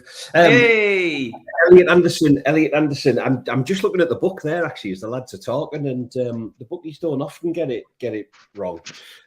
Elliot Anderson's actually 7-2 to score tomorrow, and that's before the guys you've just mentioned. So he's more favoured to score than Ryan Fraser, Joe Willock, Miggy Almiron, et al. So maybe, just maybe, I took some stick for saying that we're one-dimensional, or we've certainly only got one plan. We don't have a plan B. Maybe Elliot Anderson's part of the plan B, because I tell you something, and I'm not going to be dramatic like I tend to be. It's not a must-win football match. But 1 win in 7, at what point do Newcastle United actually need to win a game of football for a million reasons? So, yeah, would I like to see something different tomorrow? Absolutely. Completely agree with Steve there. As Eddie Howe got it in him to do something drastically radical, as he got the confidence to throw Elliot Anderson in and hope for the best, or do we just play the same and hope we get a tune out to Miggy, etc. So it'll be interesting. I think it's getting to the point now where we need something different, and I'm not just talking about him coming on after 80 minutes. I'm talking about maybe that's the type of legs we need, either on that right hand side to you know, because Miggy's coming in for some stick as much as he works hard, or do we put him in that, you know, kind of central role, surrounded by the protection of Joe Linton, Sean Longstaff, etc. So I think we need to do something. We need a catalyst. We need a spark. One of the things that I noticed the Fulham do is they play open football, and maybe this is a game that Elliot Anderson would benefit from, because if it's going to be fast flowing, if it's going to be end to end, as Mitch said, if there's going to be goals left, right, and centre, maybe we need the kid. So yeah, give him the number 10 shirt and let him get on with it. As Donald says, if they're good enough, they're old enough. I 100% agree, mate. Been a great show tonight, but it wouldn't be a 3 Amigos if we didn't have this little beauty.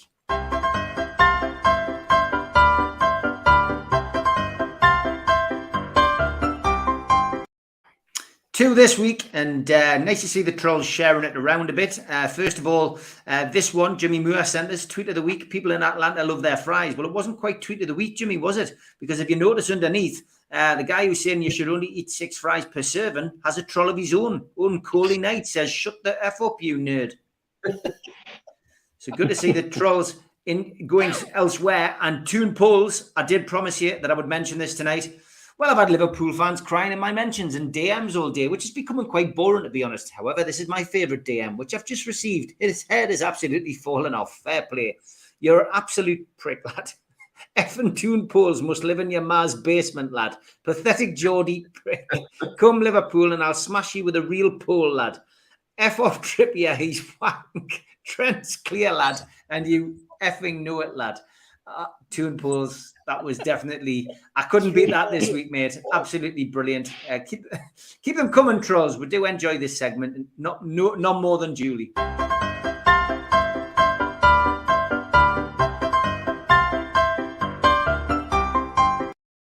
Thanks as always to Steve Hasty, to Mitch, and to Joe. Thanks to Andre. Thanks to Scunny Mag as well. And thanks to the moderators and everybody in the chat. Don't forget, back tomorrow, 11 o'clock with George Mitchell. Those were the days. And then a rare match day live. If anybody wants to jump on, I'll stick the link in the chat tomorrow morning. I'm going to play out with the ads. Take care. Enjoy whatever you're doing this Friday night. And let's hope we get 3 points tomorrow. See you later, lads. See you guys. Cheers, everyone. Big thank you to skipsandbins.com, telephone 0800 25 45 25 3, email inquiries at skipsandbins.com, website skipsandbins.com, easy contract, free and pay-as-you-go waste collection. Thanks to Darren Baldwin Funerals, independent funeral directors. You can find them at 304 Old Durham Road, Gateshead. Telephone 0191 478 273 or email Darren at darrenbaldwinfunerals.co.uk or go to the website darrenbaldwinfunerals.co.uk. Thanks to Garden of Healing Dispensary, CBD Hemp and Cannabinoid Specialists. You can find them at thegohd.com. And thanks to 3 Property, who specialise in sourcing investment properties for their clients who are looking to invest in the Northeast. They offer a full in-house service from sourcing the deals to managing the properties for you. They've done over 100 plus deals in the past 12 months for clients all over the UK. Give the guys a follow on Instagram, matty.patter_northeast property and phil.reed_northeast property, or email phil@3property.co.uk if you're interested in getting a good property deal. Thanks also to Mr. Vicky's Sauces. They are handmade in Cumbria. You can find them at mrvickies.co.uk or give them a call on 01768 210 102. Thanks to Media Arts for all the help with the video technology side of things. And thanks to qtechshop.co.uk, the makers of pool tables and snooker tables in Walls and Newcastle, and the guys who run our website, NUFCmatters.com. If you want to subscribe to the channel, hit the NUFC Matters logo in the bottom right-hand corner and you can subscribe for free. Hit the thumb up underneath the video to like it. It does us a big favour. And click share to share to your social media, such as Facebook and Twitter. Maybe he's added to a Newcastle United group. You can also make a donation. Just hit the thanks button underneath if you're enjoying the content and you want to share something with me or the people on the channel. And you can also click join, which means that you commit to maybe a monthly membership, or you can become a cult member. How do you do that? Well, you go to the website, nufcmatters.com, and you search for membership. What do you get for your £25 one-off payment? You get a cup, a pen, a membership card, and a scarf, and entry into the monthly draw. We also have a smart code. There you go, the QR code there. If you put your smartphone over it, it'll take you straight to the website and you can get involved in a cult membership pack today. We also give you something for nothing. If you subscribe to the show, then email john@nufcmatters.com and get your free car window sticker now. We also support the food bank on here. NUFC fans foodbank.co.uk is the matchday bucket website. You just need to go there and you can make a virtual donation. Don't forget, during the season on match days, we're at the Dog and Parrot with Supermac, pre-match and post-match. And we're at Pumphrey's, John Anderson and John Gibson, pre-match only. Also got the Takeover anniversary party coming up at the Irish Centre. Tickets are £2 on the door, and you can get your tickets for that from nufcmatters.com. And Supermac will be at the Terrace Club in Seaton Delaval, Friday the 11th of November. Tickets are a tenner, table is £650, and you can get those tickets from 0191 237 013.